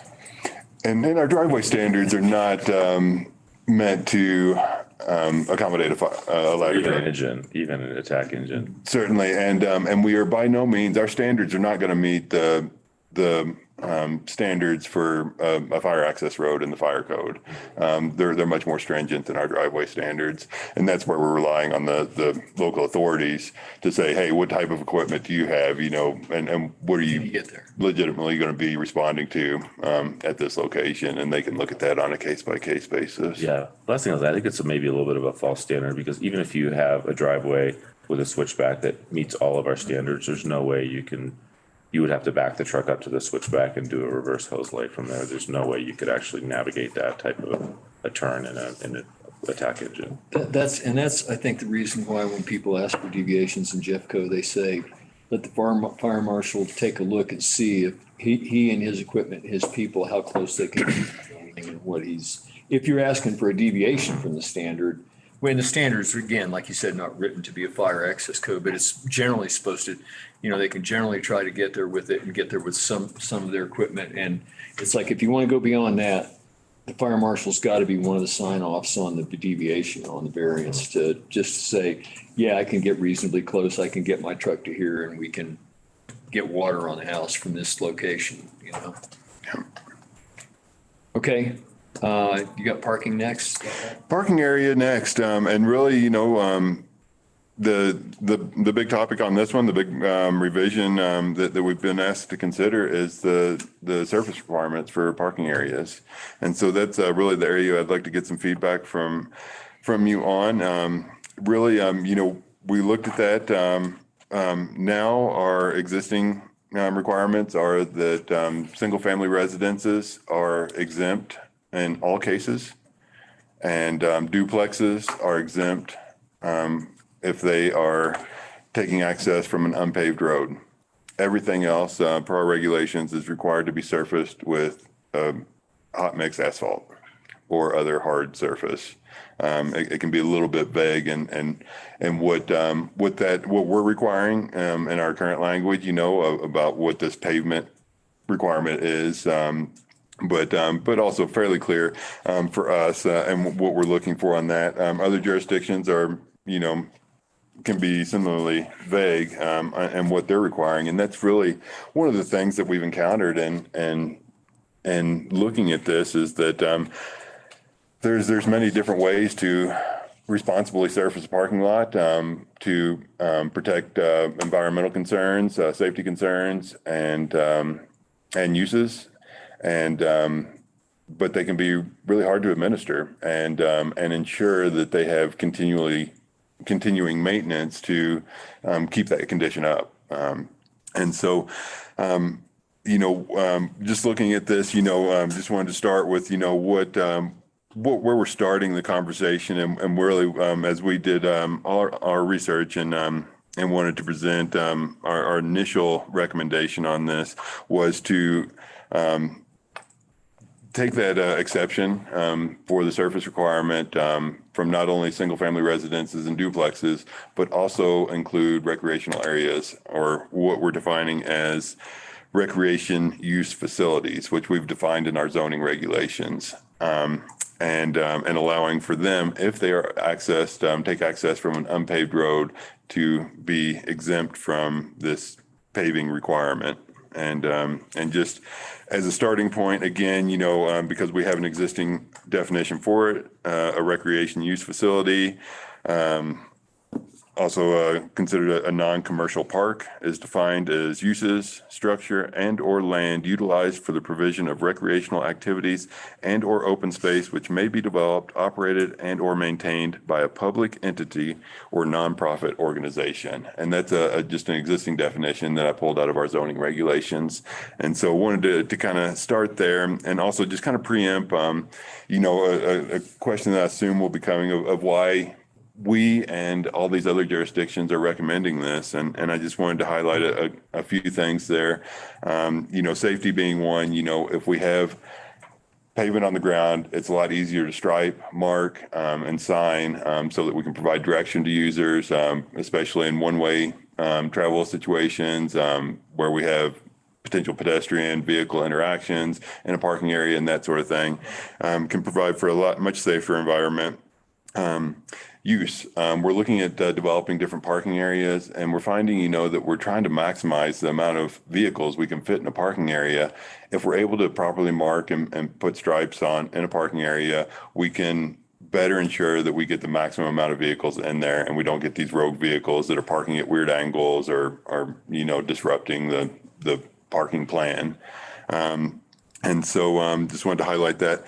Maintenance is a big topic. There are exceptions in other jurisdictions where they allow for other hard surfaces or for a gravel or road-based material, as long as you are controlling, the ongoing maintenance with, a dust palliative or other means, which again, it can be pretty vague in what the regulations actually state, in the wording anyway. But for maintenance, we have a typical section that we require for these parking areas, along with the general requirement that they be paved. We also require that be constructed of a composite section consisting of 6 inches of aggregate base course or road base, topped with 3 inches of hot mix asphalt. And if we build that structural section in our parking areas, which is similar to what we have on our local access roads. Our local access roads are being designed to, for a 20-year service life. For the amount of traffic that we would expect to see in most any parking area here in Clear Creek County, I would expect a minimum service life of 30 years if that structural section is constructed there. So that, again, just really reduces the amount of times we have to touch that for just general maintenance stuff, be it, just typical grading, cleaning out sediment, water quality control ponds, that sort of thing, although not always a huge cost, but, and also using one of these alternative methods of a dust palliative or something, which where we're using that on county roads, we're doing it on an annual basis.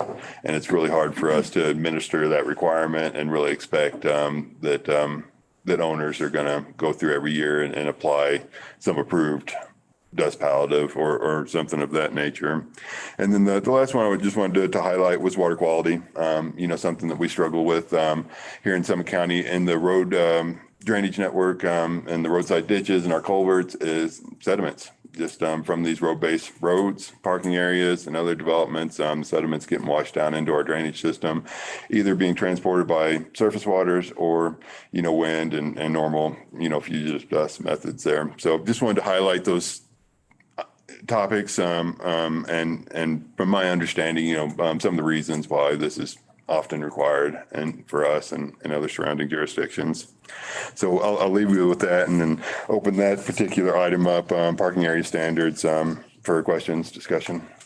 Just to make sure I'm understanding section 23 of our zoning regulations.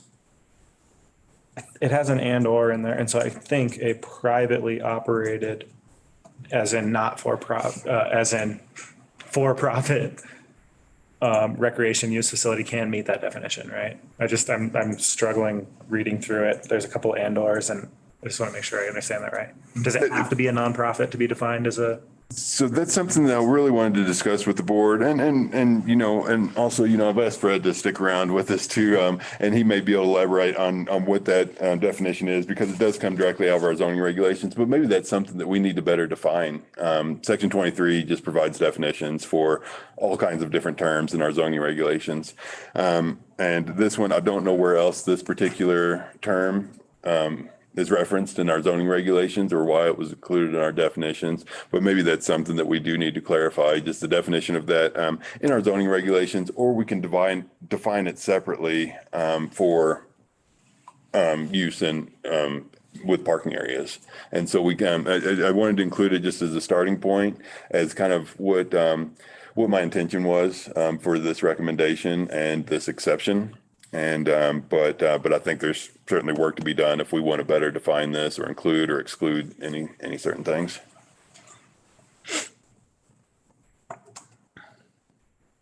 Okay.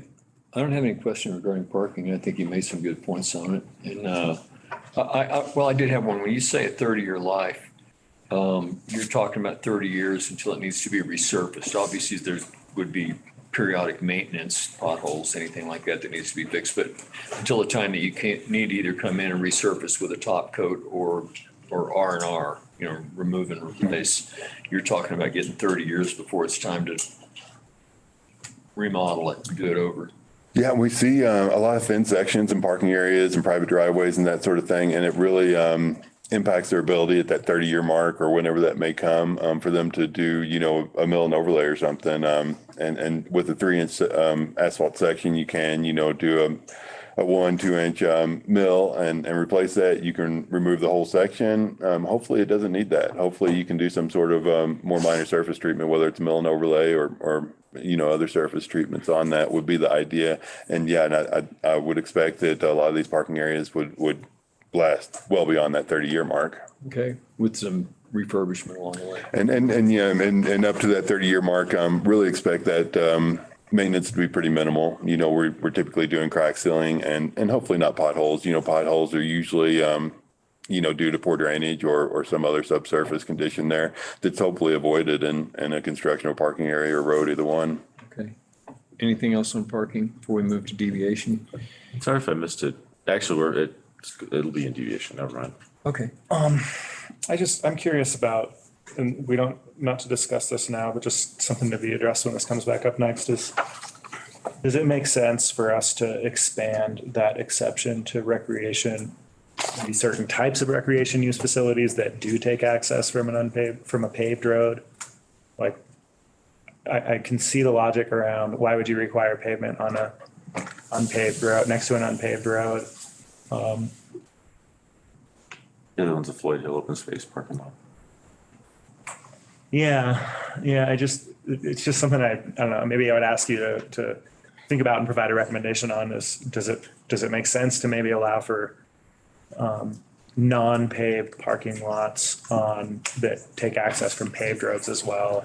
Maybe you have an opinion right now. We don't need to jump into it right now, but it's a question. It's an open question in my mind. No, I'd appreciate any feedback that we can get on that, so we can better refine our recommendation when we come back to you for that. We've tossed around all kinds of different ideas, whether it be the type of use and what we see in some surrounding jurisdictions. This is the amount of use, and both Boulder County and Jefferson County stipulate, if it's under a certain threshold of vehicle trips per day, then there's an exception for this paving requirement. In some cases, like the Floyd Hill open space trailhead area, we're struggling right now because of the construction, but we're trying to get out there and just take some counts and see how much use is there. That's the exception where we can actually go and do that because there's the traction's already there. It's already being used. We can go out and just count vehicles. For proposed use, it becomes pretty challenging to say, okay, there's going to be 150 vehicles here or 250 or 500, especially for a trail network or something like that, where there's just not an established way to determine, what that volume will be after that use is implemented. So that's something that other jurisdictions provide exceptions for, but again, I feel like it's pretty hard for us to quantify how many vehicle trips will be applied to some of these recreational uses, just because there's not a whole lot of relevant data that we could use. I think part of the issue with that, and I think we should move on to deviation, is that when you're trying to control parking on dirt, and say when you're trying to, say you're creating some dirt parking areas and you're trying to limit it to a certain number, and say you can park here and not there and stuff like that. If you can't stripe it on the ground, then it takes some really careful verbiage on signage and location of signage to get people to park the way you want them to, because there's no other, that's the only physical. And what jumped to my mind is the stuff at St. Mary's and also up at North Empire, where we were trying to do that. And it's actually helped a lot at North Empire, although now some people finally figured out that, the width of the road, so they're just, without permission, pulling over onto the broad area that's private property to the side, knowing that there's nothing that the sheriff or anyone can, or the police can do to enforce it on private property. So they're just going over and parking on people's property without permission, because one of the neighbors happened to plow it out really wide up there with his own equipment one time. And so, but it takes a lot of signs to keep people. And if you can stripe it durably, mark it durably somehow, then you're able to control that parking a little better. But I agree. It seems weird to go up a dirt road to do dirt road recreation and backcountry dirt trail recreation, and then have a paved parking lot right there for that purpose. So, but. And that was, for those uses. And then the National Forest Campground, that's up, one of our unpaved roads or something, we would really ask the Forest Service to pave their entire drive surfaces, which we don't often see in those types of Forest Service campgrounds that are located in those areas. So that was something we were trying to capture with that particular exception. And I completely agree with you, especially when we're looking at maximizing those parking spots and creating angled parking spots, and still allowing for, adequate aisle width and stuff like that. Sometimes, you get those early people in there, and if it's not well signed or striped, or there's some other way to indicate that this is the way you're supposed to park, then sometimes they get a little mixed up. The Floyd Hill thing seems to actually be self-organizing pretty well. They seem to get in there what I've noticed is the times I've been there, it's been people pack in there pretty well and in a pretty organized fashion for some reason. It's almost as though it were striped. I was gonna say two things real quick. That one of them was exactly that. And I drive by Elk Meadow parking lot on Stagecoach twice a day in Jeffco. And I don't know if I've ever seen any parking issue there. Same with Buffalo Creek. And a lot of those parking lots have something that looks like a railroad tie that's essentially aligns a car there. So it's pretty intuitive where you should park. And my other question or kind of statement is, what about the idea? I appreciate we're not going to be able to predict, but after the parking lot has been in operation for some period of time, we'll know. And so I can see a policy where we start off with dirt, and if something happens and it warrants being paved for usage reasons or safety reasons, we can always do that, because it would seem like a lot of the preparation you're going to have to do to pave it is going to result in the dirt lot in the first place, right? So we might be able to kind of be a little more smart about this and not have to try and predict the future. There's an element too that's almost like you see this happen on certain large commercial projects where when they're building a set of buildings, a business park or something like that. And one of the last things they'll do is the sidewalks and pathways between the buildings. And literally architects will intentionally, and land planners will let the people in construction and working on it do all their work. And then they just look and see where they're walking to get between the buildings and go, well, that's, let social behavior be your guide. This is the way the animals are using the land. Now let's make it durable where they tend to walk, and then plant some flowers in between. And I think there can be a lot of merit to that, but we've seen that in our county road network too, where they were all developed as Forest Service and mining roads. And now as we're transitioning to residential uses, they're all too steep and too narrow. And built in drainages. So it doesn't hold up in all cases. But I agree that there is merit to that. And seeing how people are using something to help guide the design too. Or tell you what not to do, because so unless there's anything else on parking, if we can jump to deviation. Yeah, so generally for deviations, right now, as you well know, anytime we get a request to deviate from any of our driveway, parking area, or road standards, we do an analysis at the staff level and then present it to the Board of County Commissioners for determination on whether or not to grant that requested deviation. We looked at the surrounding jurisdictions on that and found that, we're pretty unique in that way.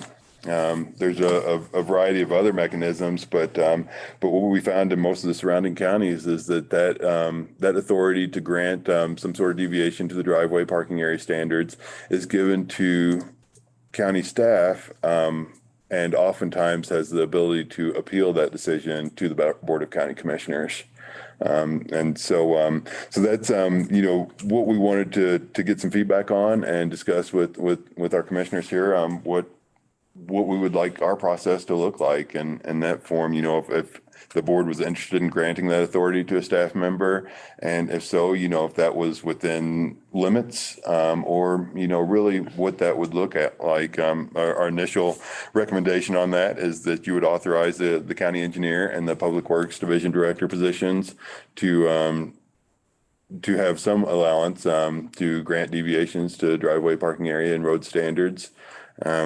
And that was our general recommendation, with the ability to for the applicants to appeal to the Board of County Commissioners if they don't get the requested deviation, and also just to get some feedback on, as a county, what we should be focusing on, what type of criteria we should be looking at, whether it's staff level or Board of County Commissioners making a determination on to grant a deviation, whether that is due to the existing topography, whether it is, part of a subdivision where the county's saying, hey, these are all subdivided properties. We said you could build a house here, but, it goes straight up the mountain. So how could you conceivably meet all of our standards?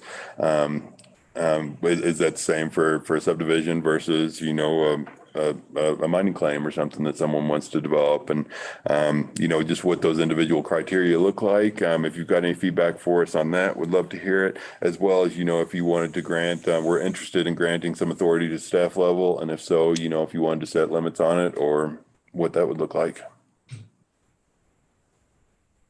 I think on the criteria, I would, you don't know, that's what I'm saying. I would probably defer to you as your recommendations on the appropriate criteria and start from there. I haven't found our criteria to be wanting that we use when it comes to us. The questions I have with respect to this are around, first off, I like the concept. I think this can just be more efficient. I'm interested in delegating this authority. I'm curious if you will continue to have a referral process where neighbors are solicited, where comment is solicited from neighbors, and perhaps if we could allow an impacted neighbor to appeal a decision to allow a driveway. So that, like, right now you're envisioning that if someone's denied, they can appeal to us. What if a neighbor doesn't want it and it's approved? Could they appeal to us? That might sort of. I think you have to leave that as a last ditch. There's always a right of appeal to the Board of County Commissioners on something, on almost anything. But to allow deviation to happen and not be required to come to the county commissioners every time is what we're talking about. And I think Carl and Stoy, I trust implicitly to not make dumb decisions and let people do things that are, you guys are professionals. You're not going to grant a deviation to somebody for a really bad reason that's made up to do a really bad thing, and hopefully we'd always be in that situation, that we'd have people there that we can trust to make sure that job's done right, So I think as a general rule to allow that, I'm thinking about myself in both Summit County and Jeffco, which I mentioned earlier several times. And I've never been before the Board of County Commissioners, but there've been plenty of times where I had to go to the engineers and say, we've got this problem and this isn't going to work unless we can change this here or that there from what's a standard rigid. And they've always had the ability to do that. And they've never had to say, but to do that, we now have to take a deviation request before the Board of County Commissioners. That's never happened to me. So as I think about it, we've been sitting here thinking, no, we've got to bring this before the Board of County Commissioners, and yet I've not been required to do it anywhere else. to get a change to a drive. I mean, as long as I could convince the engineers that it was, or we could work out a solution that was palatable. I think we're potentially solving a non-problem. I mean, I've been here for 6.5 years and I'm thinking back and I think I can count the number of deviation hearings and not using all 10 of my fingers in 6.5 years. Why are we creating a new process to solve this non-problem? I think all we're saying is that they don't have to bring it to us every single time, maybe. I understand that, but I'm saying I've only seen it maybe 5 or 6 times ever anyway, like once or twice a year in terms of deviation hearings. Yeah, I can't say what I can remember Yeah, for yeah. sure. It might be more than that. And I will note that I don't have the numbers in front of me, but I looked at the kind of the 2017, 2018 era, and just going back through our files. Then this is prior to my joining the staff here at Clear Creek County. There was on the order of 10 to 15 deviations in those years. True. And I didn't look through them individually, but we had set up the 10 to 15 cases there. And it was at a time when we were working with RG Consulting, a consulting engineering firm, to help administer the site development department. And so I don't have a whole lot of information on there, but we're just looking at the caseload from that time. And then, I came on in 2019. It did dramatically drop then because I've been pretty firm on our driveway standards and also communicating that to our applicants and developers that, hey, this is something I will or won't support. And that'll usually deter them, even if they are coming to the Board of County Commissioners, that I'll say, hey, this is something that staff is not really supportive of. And that's, they're oftentimes not going to come and request that of the commissioners without staff support. And so I think that has headed off some of those that we've seen in recent years, where I think, and I've seen some from some of the engineers that work in this area. I've seen them kind of funneling people in the past through that process and just say, hey, just request a variance, request a deviation. Yeah. And I've kind of redirected a lot of them on that and said, hey, that's not the way we're operating. These are our standards. They're intended to be met, unless there is this particular exception or extraordinary circumstance or something. I would agree without changing, and I think, Sean, that it might, our recollection, it seems like we've seen much less, I agree with your perception that we've hardly ever seen these. I think we saw a whole bunch of them for a while, and exactly what you just said was happening. We kept seeing the same people in here over and over and over every month with another driveway deviation or two. And it seemed like, are you guys even trying to meet the standards, or are you just like drawing a straight line on a piece of paper and then telling the owner to file a request for deviation, doing it the easy way? And when in fact there was a way that they could have met the standards or become close enough to get your approval without having to come to us.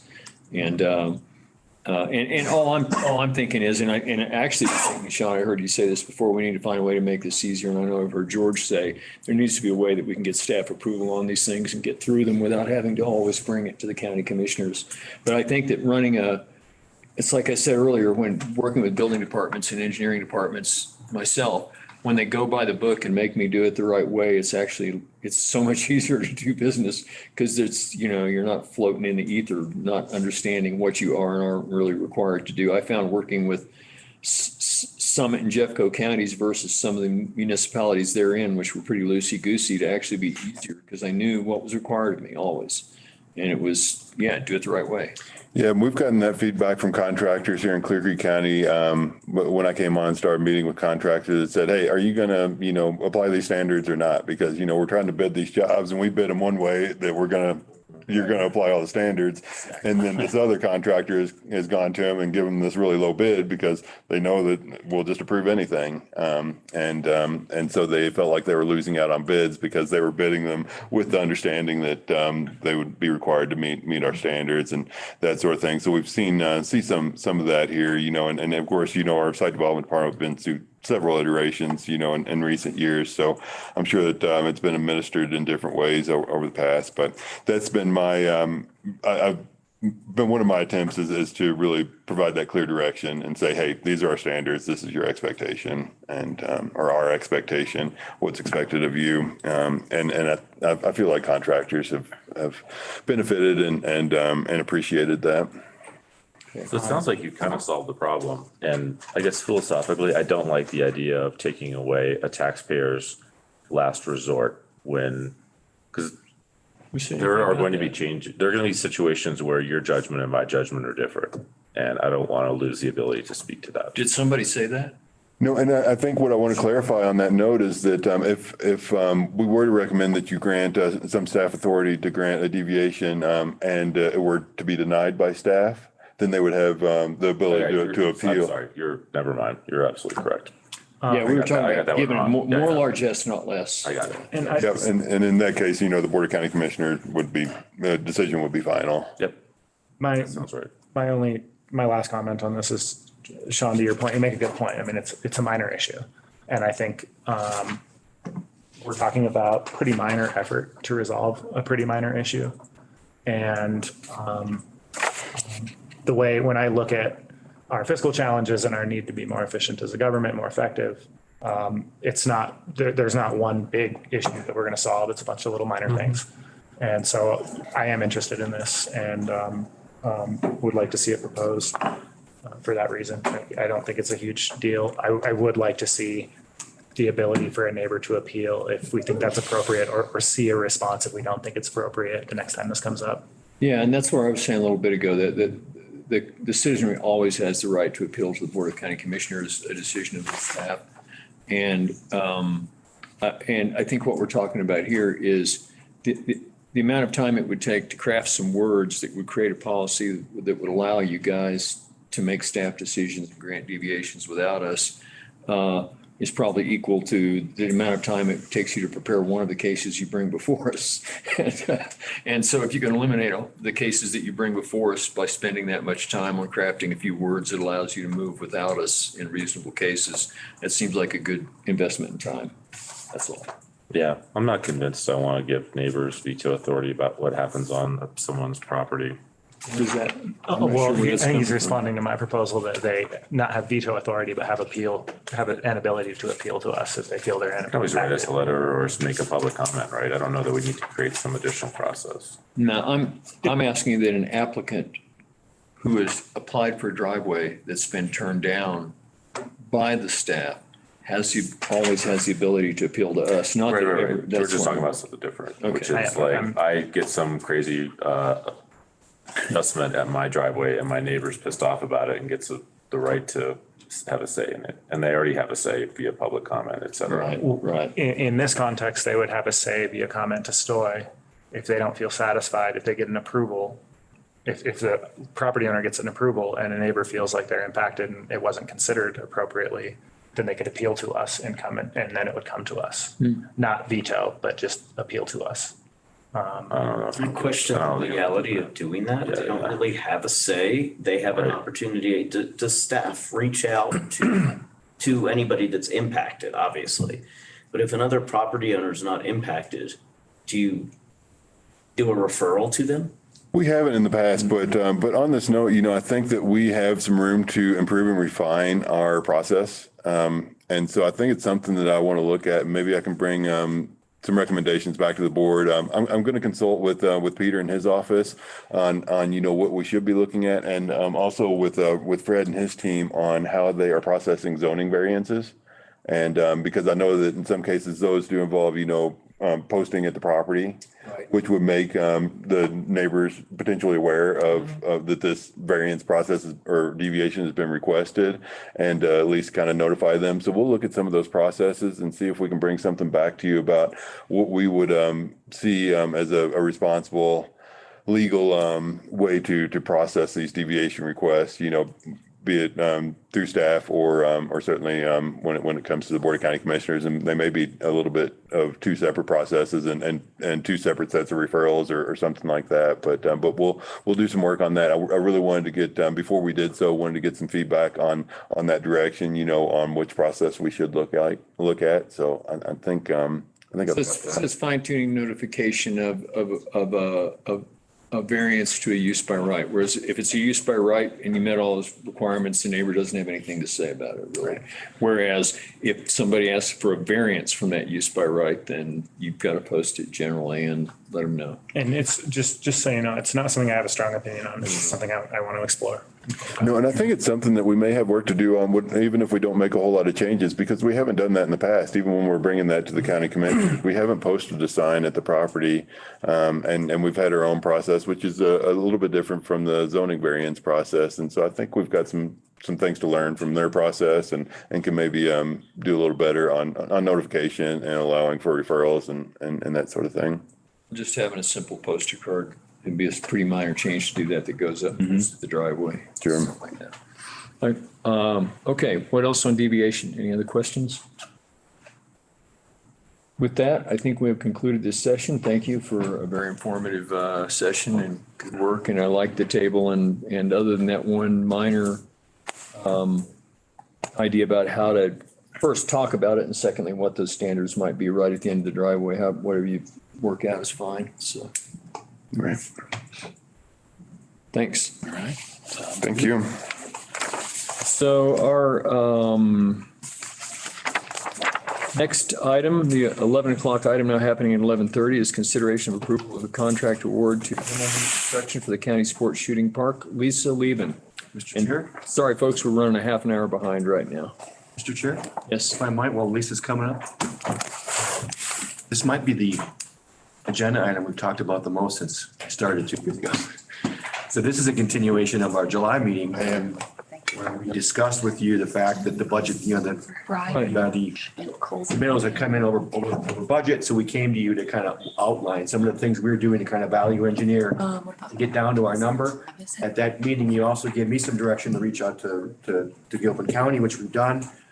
So this is kind of the culmination of all that with Lisa bringing back the award of the contract based on all the different changes that we shared with you at the last meeting. So I'll turn it over to Lisa, but maybe come back to me and I can share a little bit about our meeting with Gilpin and what that might look like forward. Sure, and a lot of that, and I appreciate you bringing that up, so it's on the record. A lot of that's in the memo that's part of the agenda here in the packet that describes exactly that and describes those pieces of how it's changed, how the numbers have changed, right? Yep. Hi, Lisa. Hi, good morning, everyone, and thank you for that, Brian. That was helpful. So this item is for your consideration of approval of a $1.4 million contract for the construction of the shooting range. The packet did have the breakdown of that, and via Zoom, we've got Colton Himmelman, excuse me, with Himmelman Construction, who is the Unified Forum Construction Contract is with, the proposed contract, and Brian Welsh from EV Studio, our engineer on this project, and will also be the construction management piece of this. So as Brian introduced, we have this in front of you. The breakdown also was in the packet of the entire budget of 1.835 million. At the bottom line there is 1.829525. So we are still within the total budget, given the 300,000 that we just received in 2023 from CPW, and that contract is pending, but CPW is aware and updated on this project to date. So Brian, did you want to add anything? Brian, EV Studio?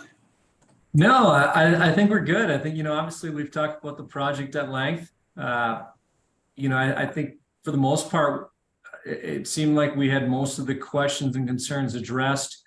I think the one minor item that was up in the air was I think the different window types, and I think getting back to that, when looking back at the original plans that we'd originally called out as a Pella 250 series, and what the Hillman crew had proposed as kind of a economical solution as a Pella and Compass series, which is the next series down.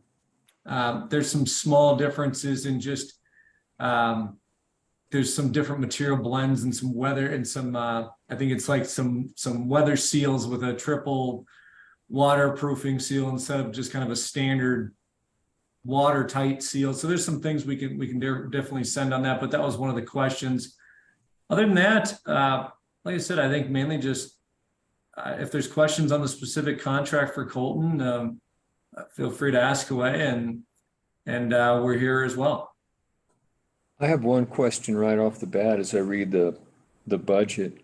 The new proposal at 1829525, which is about 19.5 over the 1.81 budget because of the liability insurances and so forth. Is that correct? Understanding that we're not covered anyway because we've got the CPW grant, but the one of them, of the three line items down below, owner's protective liability insurance, I understand that that's something that would normally be an owner cost.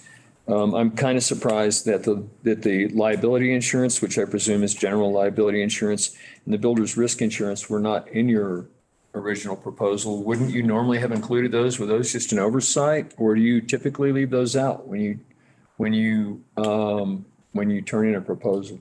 I typically, if it's in the specifications, I include it. A lot of the time owners like to pick up builder's risk, but then a lot of the time it ends up back with us too.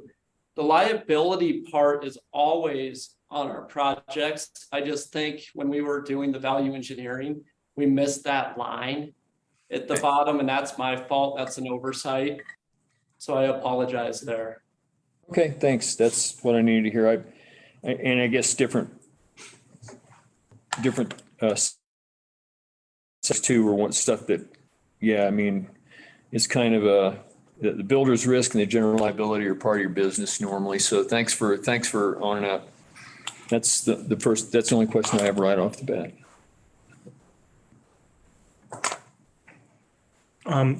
Just on the windows, I mean, just really in a couple of words, the windows we're selecting are, do I understand you correctly? They're not the most energy efficient windows. They're moderately energy efficient. Am I understanding that correctly?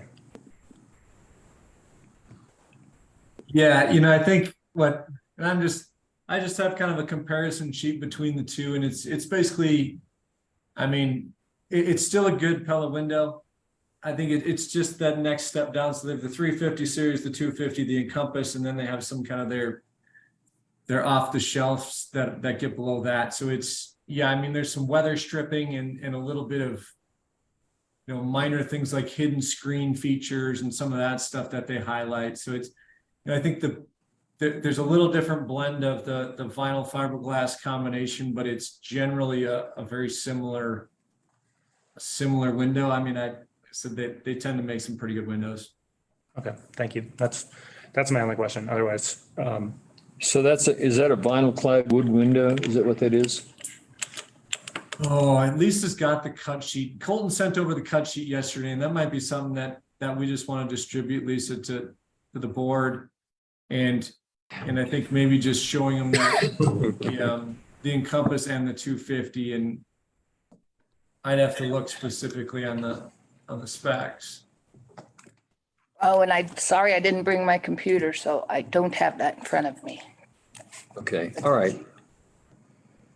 But I think regardless, the windows are something that we can definitely send to the board, and you guys can take a look at, and we can always figure out if that price gets, if we want to add back in that value or not. That seems like a pretty simple thing to resolve. Okay. Yeah, I believe the delta between the Encompass and the originally specified Pella window was $4,000-ish. And I will note that's the only thing we changed on the building side. What's that, Sean? It's less than around here. Yeah. In the large scheme of things. yeah, I don't intend to hold up this contract over it. My preference is when we're installing windows, we go with something that is energy efficient. It doesn't sound like the differences relate to energy efficiency. It's more aesthetic. So I'm fine with this. And then I just have a comment to the board, and I'm just going to beat the drum of wanting us to continue to pursue the additional phases and make sure that we get good shooting sheds in there. And we don't need a discussion on it, but. Right, that we continue actively pursuing the additional grants that are required to get the rest of that stuff done, or the relationships or the contributions from partners. So. And I know that's in process. Yeah, I just sort of like to see what the difference in and maybe maybe it's in here and I just don't see it right now, but what the difference is in cost and U values on the alternate for the upgrade window, just to know what that is, be able to understand it over time. Since there's, as you mentioned, since there's still time to move that, so. Yeah, just kind of like an area and U value and cost, total cost difference, just those three numbers that help a little bit. I'd be happy to just kind of delegate our authority to staff to make that adjustment if there's a meaningful difference in energy efficiency. And if, I could delegate that authority to you to direct staff on that. I just want to, not make us have to come back to a public meeting for it. Yep. Does that seem reasonable? Yeah. Doesn't mean. Okay. You though. I don't care. I just made a request for the information. I just like to see it. We'll get it to you. Yeah, the only reason is it's not important. I don't need to, I trust staff on that particular line item on energy efficiency on the windows in the place. It's just a place, and I just used to do life cycle costing on that stuff to know whether it actually paid for itself or not and provide that to other people. And I was just curious. It just happened to be one of my things, kind of like a hobby almost, except it was actually not a hobby. It was vocational.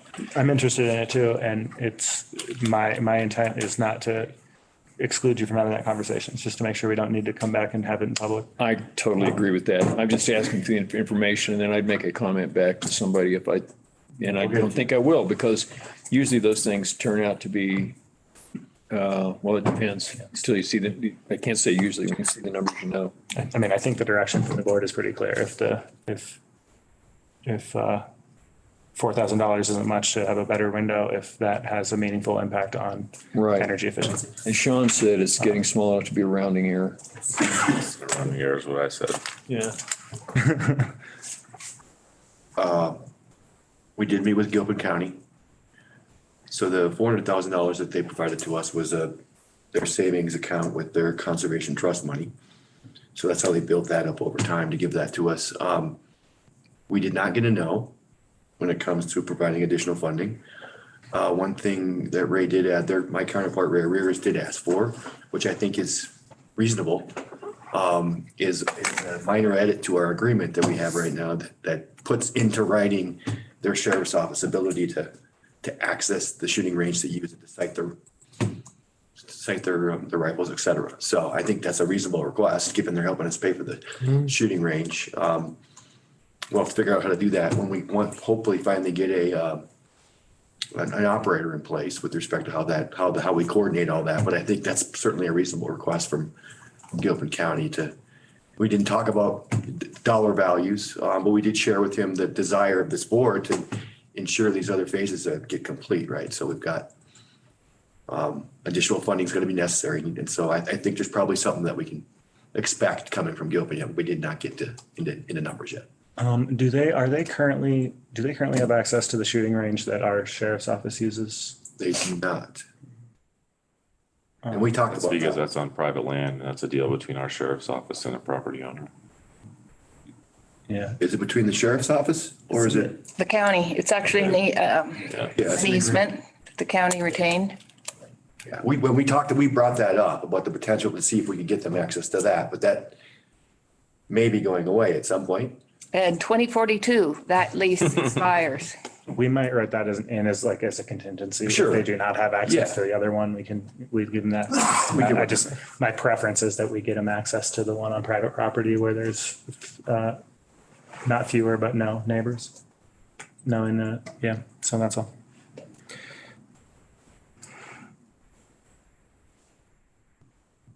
Okay. Next. I'm just gonna stick my neck out there, make a motion that we approve the contract award to Himmelman Construction for the county shooting park. Second.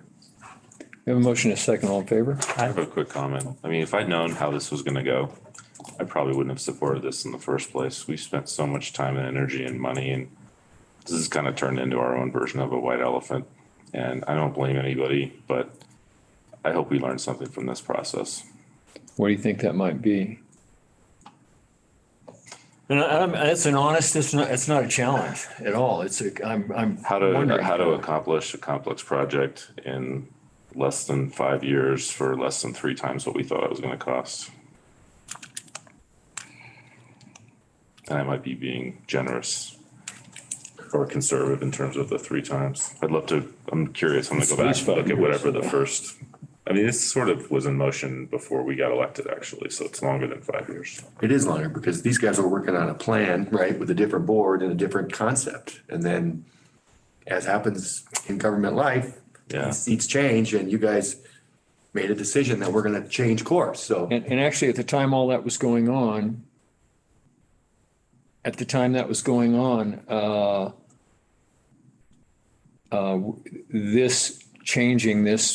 hasn't been on the books to even change the shooting range and have it not remain as the function that it was from the very beginning.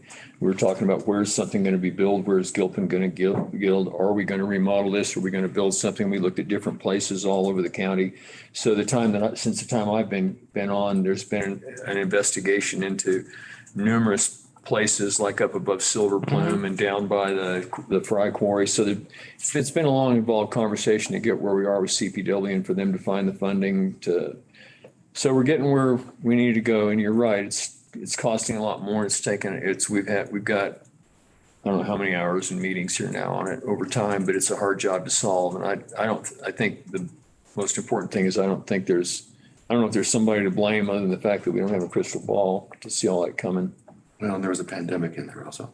Yeah, and they threw a pandemic in. I mean, another way to say it is we could have just basically terminated the lease of the Sportsman's Club, called that our shooting range, fixed the lead, mitigated the lead, added some sound mitigation, we would have been done. We talked about that. Option. Yeah. Sometimes it takes a while to clear. Sorry, George, go ahead. It's been a long process. I knowing what I know now, would have supported it back then too, I think, because the value to the community of achieving these closures. It's a big goal. These processes take a long time. I think the changes this board made to that proposal in early 2019 were appropriate. I think we'd be seeing a project double or more than what it costs today. So I think we've made the right decisions along the way and found some surprises, and I'm happy with the outcome thus far.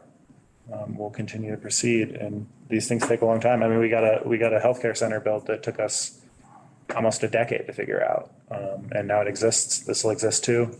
It's been a headache, but grateful to staff for dealing with all the curveballs, and I think you've done good work. Yeah, but to your point, the healthcare center only costs maybe twice as much as this and has such a profound impact on our community, where this is assisting a relatively small number of homeowners. I'm not saying they don't deserve to be assisted, but I'm just reflecting on how, if this happened again, I would hope to do much better personally.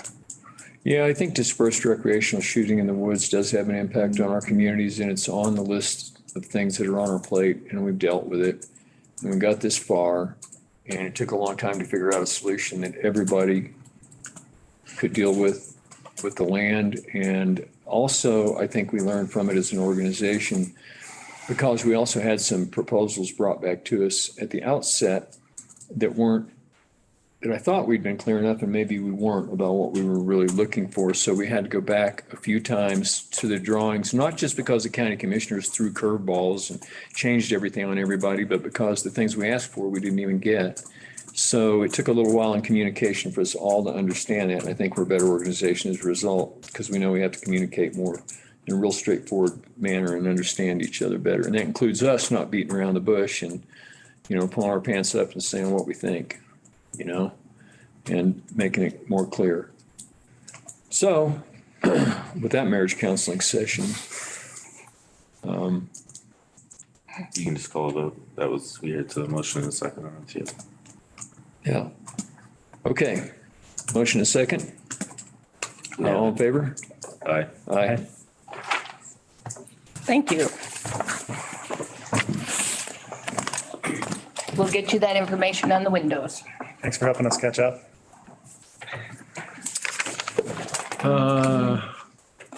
Quarter to 12. Actually, We did catch up a little bit. We're only 15 minutes behind now, 16. At 11:30 a.m. work session to discuss the Clear Creek County Health Assistant Team Resource Committee, Aaron Crawley and team. Go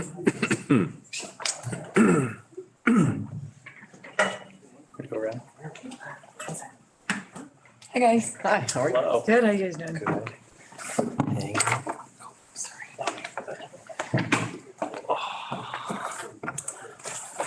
Hello. Hello.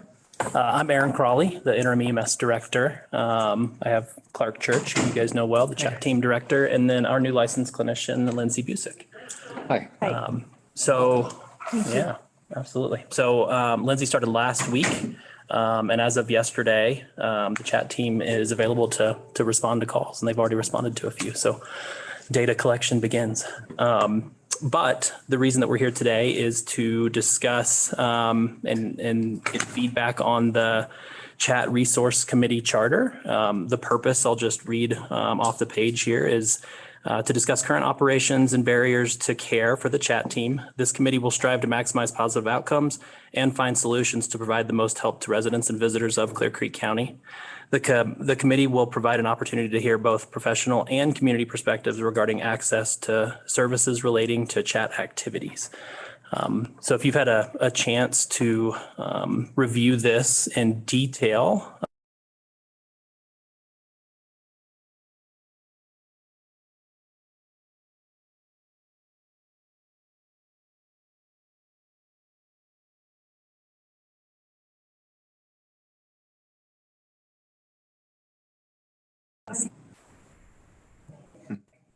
I sent a number of comments on this document to staff that have resulted in kind of an extended conversation that revealed, I think the first thing that it revealed was that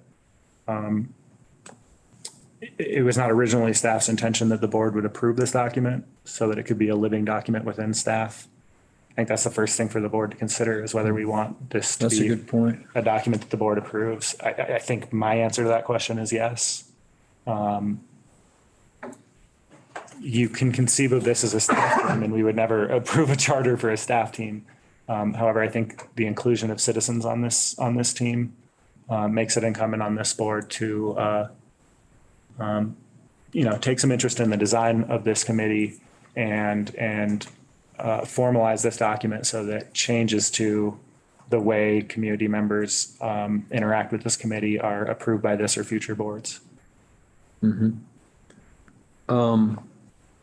Yeah, I think that's important. Sean, any thoughts? No, I think I am in support of this. I really appreciate the ability for community members to speak into it, but I would say there's a big difference between having a voice and having a vote, and we're giving them a voice. Absolutely. Yeah, and I appreciate it. We should just take a moment just to celebrate, like, the chats team is alive, it's here. Yeah, amen. And Yeah, no talking kidding. about it since 2020 and before. They've already been on calls. I heard that. I heard that a few days ago. Well, and you see how the committee, and then there's the team itself, right?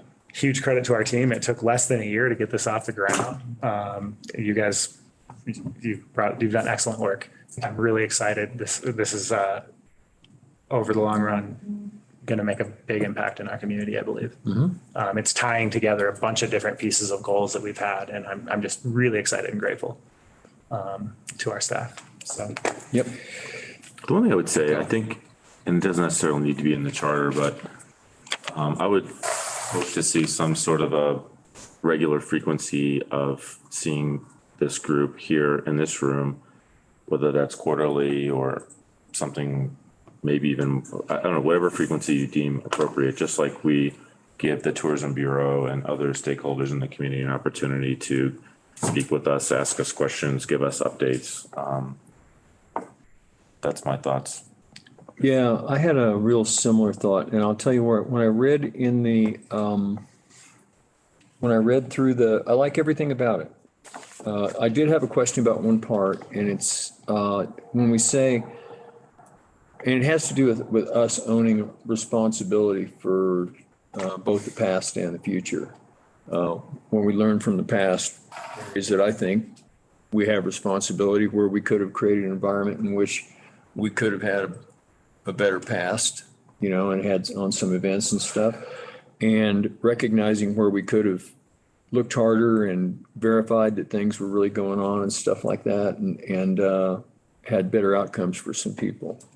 And so if we learn from that, it means that we want to make sure that we're accountable and we make sure that the things are happening that we hoped were happening from the, you know, from the stuff we've seen in the past. And that's not to say, it's not to cast any aspersions on staff or anybody like that. It's just to take ownership and responsibility that we know that vision that we kind of have crafted collectively among ourselves and the staff is actually happening, and that lives are positively impacted and saved because of how we respond and react to things and help people.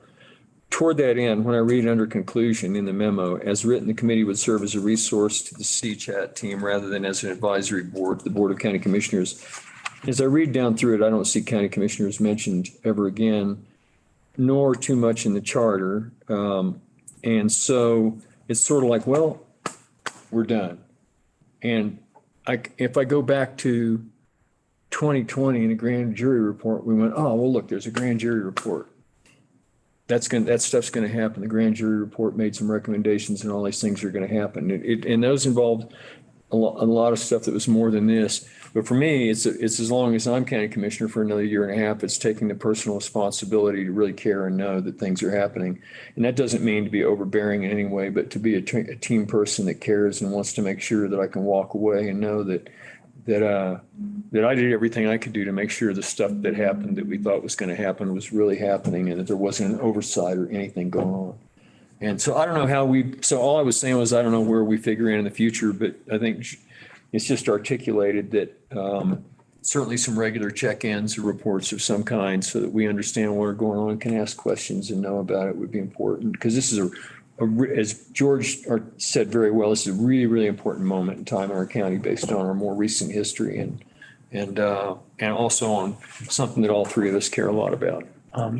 I would point you guys to item 4B that sort of discusses that. And it references county leadership. Maybe we want to change that language to say the Board of County Commissioners.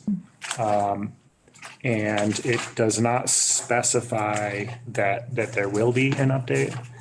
In my mind, maybe an annual update is appropriate in the out years. Maybe in the first year, we want to ask for 2 updates. I know, I think we discussed this and you said you thought this committee might meet quarterly. Yeah, so might be. Yeah, I was thinking quarterly or something. Yeah. And just if I could just mention about the charter versus ultimately bylaws that might be created for this. The bylaws would specify reporting requirements. Yeah, I think the bylaws tend to follow the charter though and try to be consistent with it, including the board of BoCC at the end of 4B would be. So I feel like we've got committees that advise the board. We were suggesting through this charter that this is a committee that advises these people who are going to be. I agree with that. I agree with that. Delivering services, right? I agree with that. So that makes this an operational document, right? So it's how we're going to operate with the community as we deliver this service.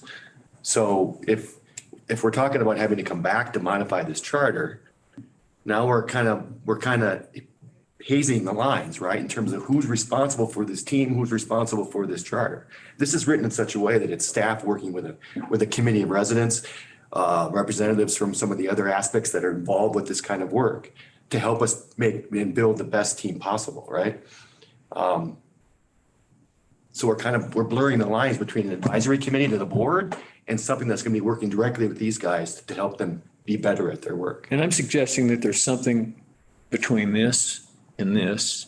One of them is, we're in charge and we're the board and we're done and our job is done. Sure. Because I'm not satisfied with we're done and our job is done. I just want to be in the know to understand and not be reacting to crisis at a later date because I didn't even know what was going on, and therefore I hadn't done my job for my community. And I just point out I'm part of the community too. So I'm not asking that they're an advisory, I'm not asking to change that and make them an advisory board to us. I'm just thinking of having some regular updates as we work through this time of transition into a new world that's going to be better, that we're able to monitor and see what's going on, unlike what happened in 2023-22. That's all I'm asking. Updates are more than fine. Yeah. That's all I'm asking. I'm not asking. If I could get just a moment, please. I think we're asking for two different things, right? So I'm more than happy to provide you updates on what the team's doing at any time that you'd like to get them. Right. I don't think that's a necessity of what we're trying to build here. Here is, we're trying to obtain community perspective to improve outcomes for the consumers that we'll be seeing, right? We know there's barriers in resources in this community. We know there are gaps. We want to identify those gaps. We want to see, are we attending to the needs that our community truly wants, right? Because what I want for someone, what someone else wants for themselves are going to be different things. We can give you all of the information that we learned from this committee, but as far as updates go, I'm happy to come by at any time and provide you with as much data and information as you want to include both this committee and not this committee. Yeah, and I'm not wanting to stick my fingers in metal. I'm just wanting to know that I just, like the others, have a high interest. And I must not have articulated well enough, for example, for Brian to have been so concerned about my request. Again, I'm just like Sean just said, I'm not asking for this board to be an advisory board to us. I just want to make sure that as a part of the community too, who feels this need deeply, that we're able to keep our eye on the ball and know what's going on and be happy about it. And a quarterly update to start at the beginning while we go into this, into this really neat new thing we're doing would be helpful. And then beyond that, I assume it would be, after a year or something like that, it'd probably go to semi-annual or annual updates, whatever the current board's pleasure is, but it's not, I don't consider it to be an advisory board to me at all. I feel similarly. I wanted to give you guys a platform so the community can understand what you're doing too and give you more reach. And I want to pay attention, right? I mean, that's one of my biggest regrets in my office is that grand jury said something and we all heard it and no one did anything. That's exactly it. We own that. And I don't want to own it again. Yeah. So with respect to what should be written into this document, I want to suggest we might write into this document what we think the long-term expectation should be. And we can issue direction with respect to what we want the short term. You mean with regard to those updates? With regard to the frequency of updates in the short term. If the committee's meeting quarterly, then having them report to us quarterly, they may as well just hold the meeting here. Yeah, you know what I mean? And I'm not suggesting that they would hold a meeting here. If we want quarterly updates, that's fine by me. What I think is appropriate for this document with respect to 4B is to make sure it references the Board of County Commissioners. I appreciate that the committee will have a community member and somebody else that's on the committee, a professional that's on the committee, participate in that presentation, if available, right? And that it specified that happened once a year. And then perhaps this board issues direction that we would like an update, whether it's in this structure or just from staff to avoid overtaxing the committee at whatever frequency. That's what, I'm assuming that when that committee meets, there's going to be an outcome, a written outcome of the meeting, some kind of minutes of the meeting or something like that, a report out, here's what was accomplished or something. So I presume we can see those, whatever the outcome of the meeting is, something like that, if that's forwarded to us, and then we get a semi-annual. And I agree that if you may as well hold a meeting here, if you're going to hand it, we don't need a report from the committee. It'd be nice to have, as this is going forward, we're all so vitally interested in this, that to simply have a quarterly, or something to us, and then at some frequency, report out and a chance to interact with you guys on this specific subject matter would be great. Because I think what you're here to do and what you're all doing is just critically important in this community. So does that seem like a reasonable conclusion that we ask for quarterly updates from staff on how this is going for the first year of operation? That this document says that there will be an annual update from the committee And we might, as this conversation proceeds, decide that we want to ask this committee to come back to us. What I'm thinking here is there's going to be some other things we're going to discuss that we might not resolve today. And maybe what we want to do is direct staff to go ahead and form this committee, bring us recommendations from the committee on how this document can be finalized. And maybe we ask you how much time that will take. Maybe it's 6 months, maybe it's 3 months. I don't know. Okay. Does that seem reasonable as a conclusion to this? What's the easiest way for you to keep us informed? Well, the easiest way for me to keep you informed is like, I'm in the county, I can just come on up and tell you anytime you want information, right? We don't, truly though, the barriers to care and form from lack of information, right? And from not sharing information. I'm happy to tell you whatever you need to know. As far as our information goes, we're collecting data at all times, right? It might be crude data at times if I don't have time to present it, but quarterly updates from staff in year one would be very simple for us, right? I can definitely come down with Lindsay and with Aaron and we can tell you all the things we've done this quarter. Yeah, I think when I hear you say, I'll come up and talk to you anytime you want me to, that almost implies we can snap our fingers and you can jump, and you're way too important for that. Nor is my finger snapping that important. Yeah, we are on call, So yeah, well, I don't have one of those things. So what I'm really thinking is if we just say, hey, we're going to get a quarterly report for the first year or whatever it is, then it's not like, I don't want to reach in and meddle. I just want to make sure I'm excited to know what's going on. I want to see where it's going because of the ownership we have that Sean spoke to a moment ago. Absolutely. And it's a big deal. Yeah. So. I have only one comment, I think, and that's related to membership.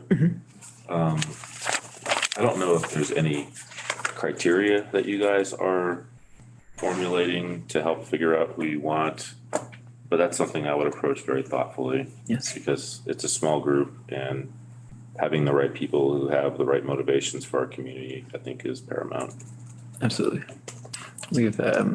I think that's important. I did write down, I read through all this and liked it, just so you know. I read through the whole thing and I only put one note. There was somewhere in there, I think in the memo, I highlighted something that looked redundant, and it's like, I don't need to correct anybody's English. And then I just put down under membership, to Sean's point, I put down lived experience, which is something that George has brought up many times.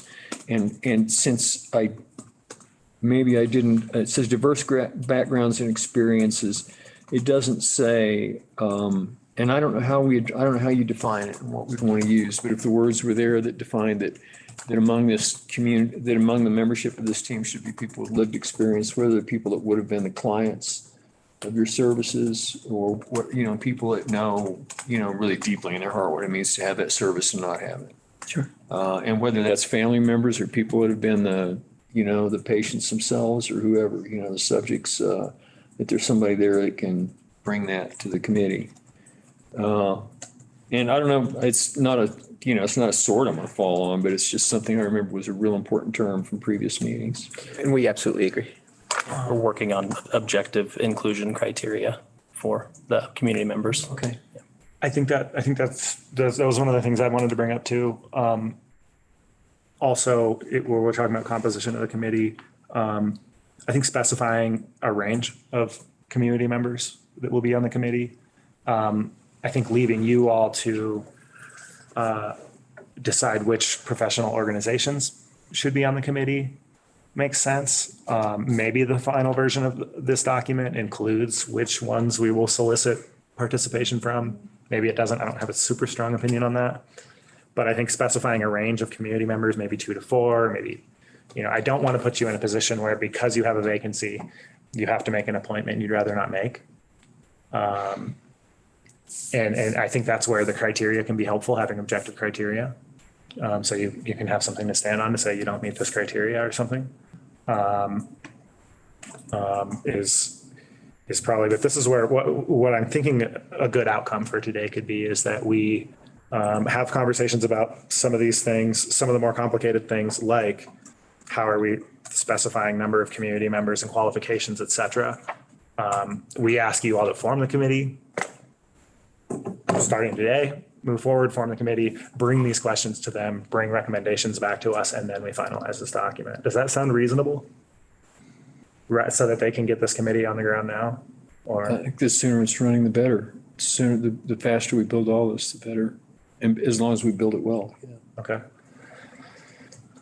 Did you hear something you didn't like in any of that? Well, I still don't understand why we need board approval for this document. Then we gotta come back to you to make any kind of changes to the document for an operational team. That's my concern. Honestly.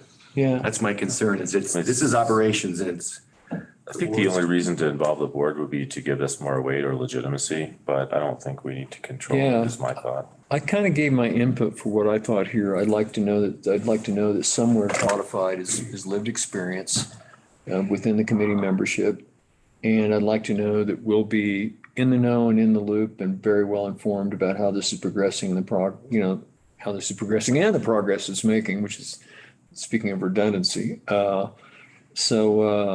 And those are my major concerns, is that we're in the know. We didn't just like walk away and now we can hear no evil, speak no evil, see no evil from here now on. That's all. So those are my main things. I believe the board should approve this document.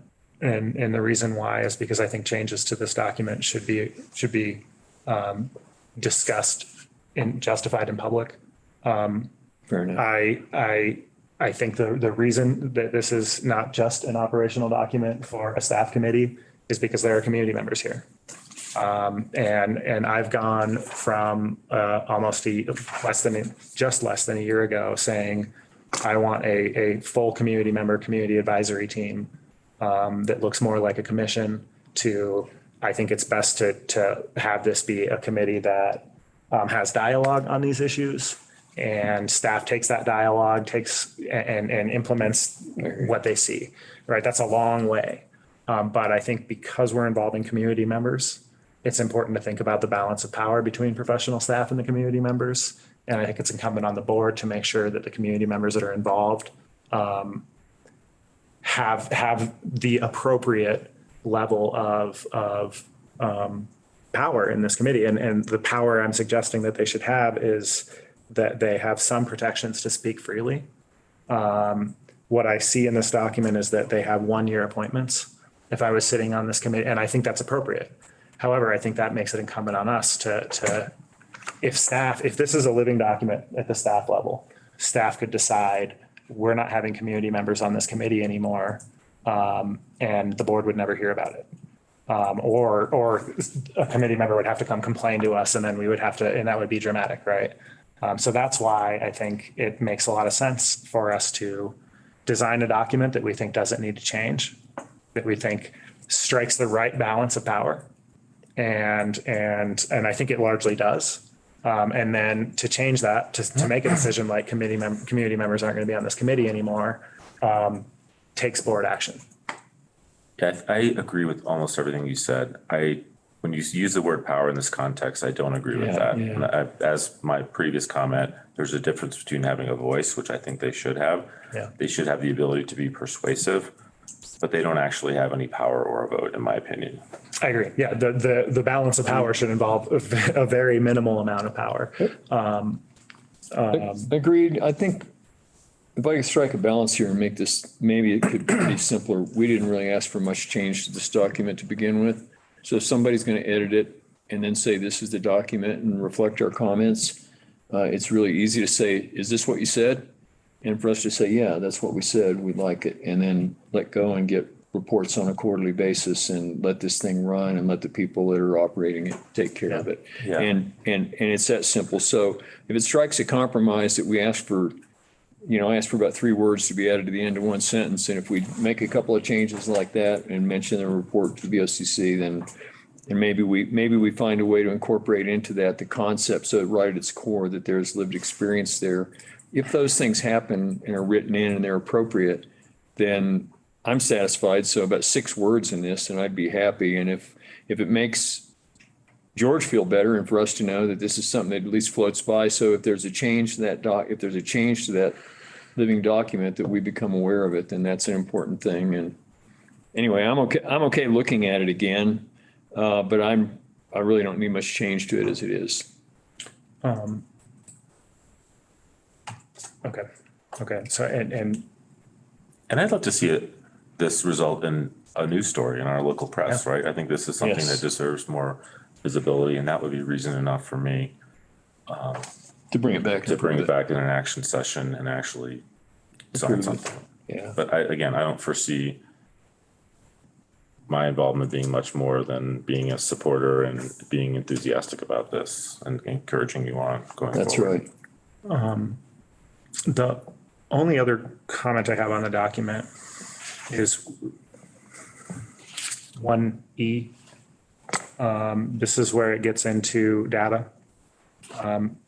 It says may be reviewed. I think it should say will be reviewed. And I also think that we should, I've put a lot of thought into this and had a lot of back and forth with staff about establishing kind of a minimum standard for what data will be shared. And I think rather than try to design that today, this is the second on the list of things that we ask the committee to establish. What kind of data do we think we need as a minimum standard? And when I say minimum standard, what I intend is something that guarantees that a community member won't have to argue for like a minimum standard that also is general enough that as you guys decide you're collecting different data you need to collect, different data you want to analyze, different modes of analysis, you're free to do that without coming back to us. It would only be if you decide now there's a piece of data that we don't think we want, that we would want to have the committee come to the board and make a recommendation to change. And when the data that I have in mind is basically analysis of call volume by category. I would love to see the sheriff's office agree to participate in sharing if it's necessary, or maybe we have access to it, by category, all of the calls that come in so that the committee can kind of monitor whether calls are being routed appropriately. And then within the calls that are routed by category, general statistics about how, which categories and how they're changing, as well as just outcome data, by whatever categories you guys use, positive outcome, this required a trip to a hospital, this required an arrest, like that kind of general level of data, I think is something that I think, and correct me if I'm wrong, you guys will always be interested in sharing and analyzing with this committee. And so we're not setting a high standard, we're setting a minimum bar. And then, in 20 years, if somebody thinks differently about transparency, they've got to justify themselves to the board. I understand the need for your request, and it's because, and it's pretty much summed up in the word history. Where we thought something was happening and it wasn't happening the way we thought it was happening. That said, I think for a charter that's specific to start naming out which pieces of data would be reported in a charter I'm not sure if this is the right document for that, or if there's a sub-document through which that happens. I understand the idea that if it's not in the charter, then it can always just be tossed out of something later on, that the charter is maybe more like the Constitution. So I'm a little, I think what you brought up is really, really important, that we make sure we're able to see hard evidence that stuff is being routed in the right directions, and not through a fault of yourselves or anyone else, but how dispatch operates, with law enforcement operates, with the CChat team, with everything, with all of our response, so it's good to know, since quite honestly, that's where we've either lacked the resources or failed to perform in the past, that we know that that's not, and it's had dire consequences, that we know that we're not going there. I have complete trust in these people to do those things and to make sure to be on that mission. That's not an issue, I guess. It's our personal accountability. I don't know how to write it. I don't know how to write that into the charter, because once you start becoming prescriptive, then where do you start? Where do you stop? Because the problem with trying to be too prescriptive sometimes in a general document like this is, well, people perceive it not as a minimum standard, but as what they're allowed to do, and so we need to make, these are our responsibilities and no others. So we want to make sure that we don't prescribe to the extent that people think that's the limit of their responsibility or power. So it's always a toss-up. You point to a lot of nuance and Brian and I have debated this ad nauseum. So I just repeated your conversation for you. I mean, to a large degree, yeah. And this is why my recommendation is that we ask the committee to bring us back language that addresses this, that they think is appropriate. And that otherwise, you know, we say move forward, please convene the committee. You've heard our comments about, you know, I think I trust you all to find community members that you think are qualified in this first appointment. I think that interest in the community will generate a lot of applications. Hopefully you'll have a lot of options there.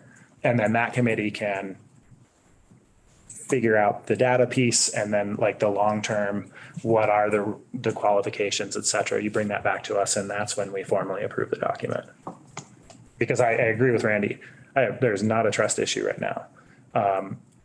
You mentioned history. I'm thinking about other commissions where things were set up a little bit loosely and went poorly. And we've spent, similar to the shooting range project, a lot of time and effort to try to bring them back to heel. We can prevent that now by being really thoughtful. Yeah. This is more discipline for myself to make sure I don't drop the ball. My responsibility. So, you know, so I'm okay. So again, you heard the 2 or 3 little things that I mentioned and you heard what George said, and that sounds a little more open-ended. Again, that being partially prescriptive, but not, you either don't prescribe or you prescribe all the way, you know, and it's hard to find that middle ground. It's hard to have a middle ground when you do that, when you become prescriptive, but you can, yeah, if we can talk about that, that'd be great. Okay, future. Okay. So where does this leave us? Somebody summarize it. I'm not sure I'm capable. We are going to make various edits to this document as stated in this meeting, and we will bring it back after a meeting or two with this committee, right? To kind of inform the data and some of those comments and then bring it back to you ultimately to approve. Did I get that right? I think so. Yeah. Yeah, we'd like to see the charter and then we'd like to make sure that maybe for the first year we get quarterly updates and then we can reevaluate updates after that because as we go forward, I think it'll become less and less necessary. And one really easy way to do it is you're undoubtedly going to have a written outcome to those committee meetings. There has to be, you know, you've got to memorialize that. And so to see the written outcome of those meetings is almost enough update within itself. But if we get together, you know, if you come in for once a quarter for a half-hour session with us or more necessary, then I'm fine. To be a little bit more specific about the outcomes, I've been taking notes. I just want to be specific and make sure that the direction from the board is clear. The committee will be formed. You guys will make appointments as you see appropriate based on the feedback you got and the thoughts that are in your head on, you know, which citizens and which entities are appropriate to participate. Item 4B will reference the BoCC and specify an annual update from this committee. On the composition of the committee will bring back recommendations on the number of citizens or qualifications, and if you deem appropriate, which entities will be involved to be formally adopted. On the data that will be shared, the committee will bring back a recommendation that strikes a balance between a minimum standard and being ultimately prescriptive on which data will be used. Does that seem like? Sure. Okay.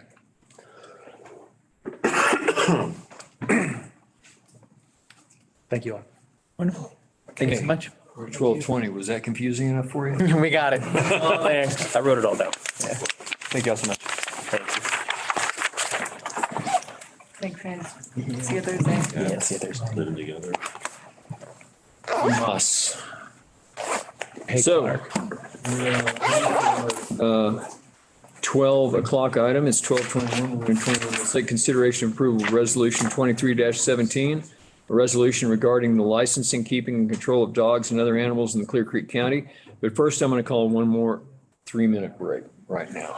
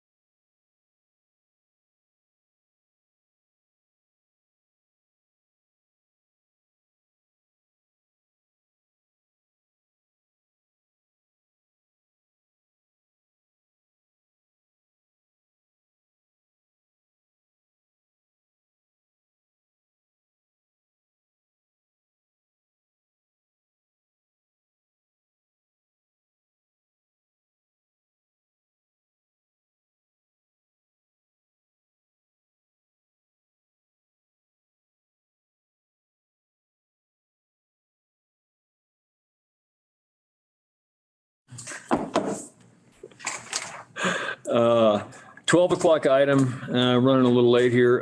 Consideration of approval of resolution 23, I'll read it again, 23-17 regarding licensing, keeping, and control of dogs and other animals in Clear Creek County. And I'm guessing that that's what John Stein's here for.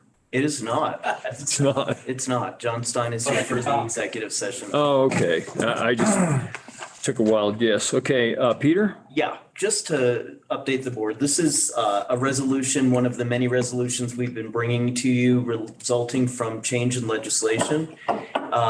Two laws that basically changed criminal penalties to civil fines and civil penalties in a variety of things. As a result, we've been bringing regulations to you to update those penalty provisions. In this particular resolution, you'll also see that we updated the regulations to move around some of the organization in the actual regulations for animal control. Specifically, we consolidated all the definitions into one section rather than separate sections. We made sure and cleaned up any additional Scrivener's things that needed to be addressed over time. So that's pretty much what's in front of you. The only thing that substantively has changed is the provision as it relates to the penalties. So we would ask for a motion to approve. The reason we didn't throw it on consent is so you had that additional explanation. So, and I did read this morning, but basically what we're doing is we're coming into consistency with recent legislation. Correct. Okay. Any discussion, any question?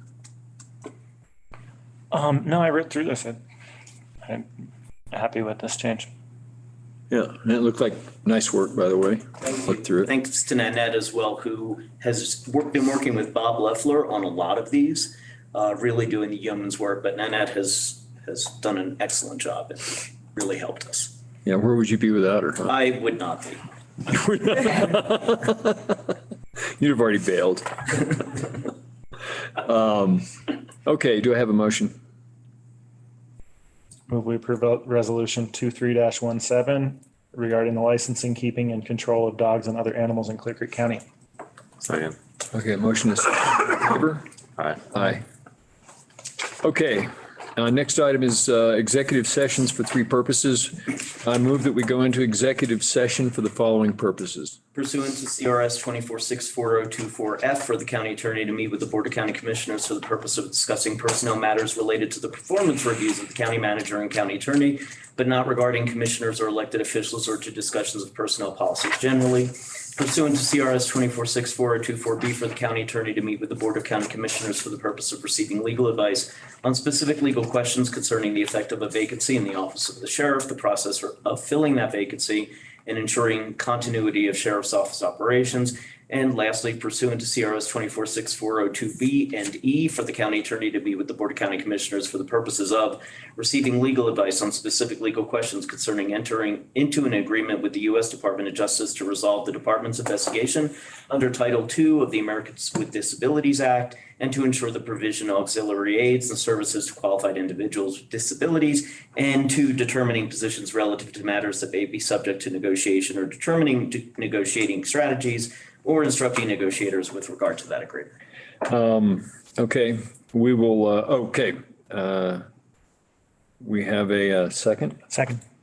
Okay, we have a motion and a second. All in favor? Aye. Aye. Aye. We will now go into executive session. No written minutes will be kept, no decisions will be made, and we will return to this meeting only for the purpose of adjournment once we've completed the executive session.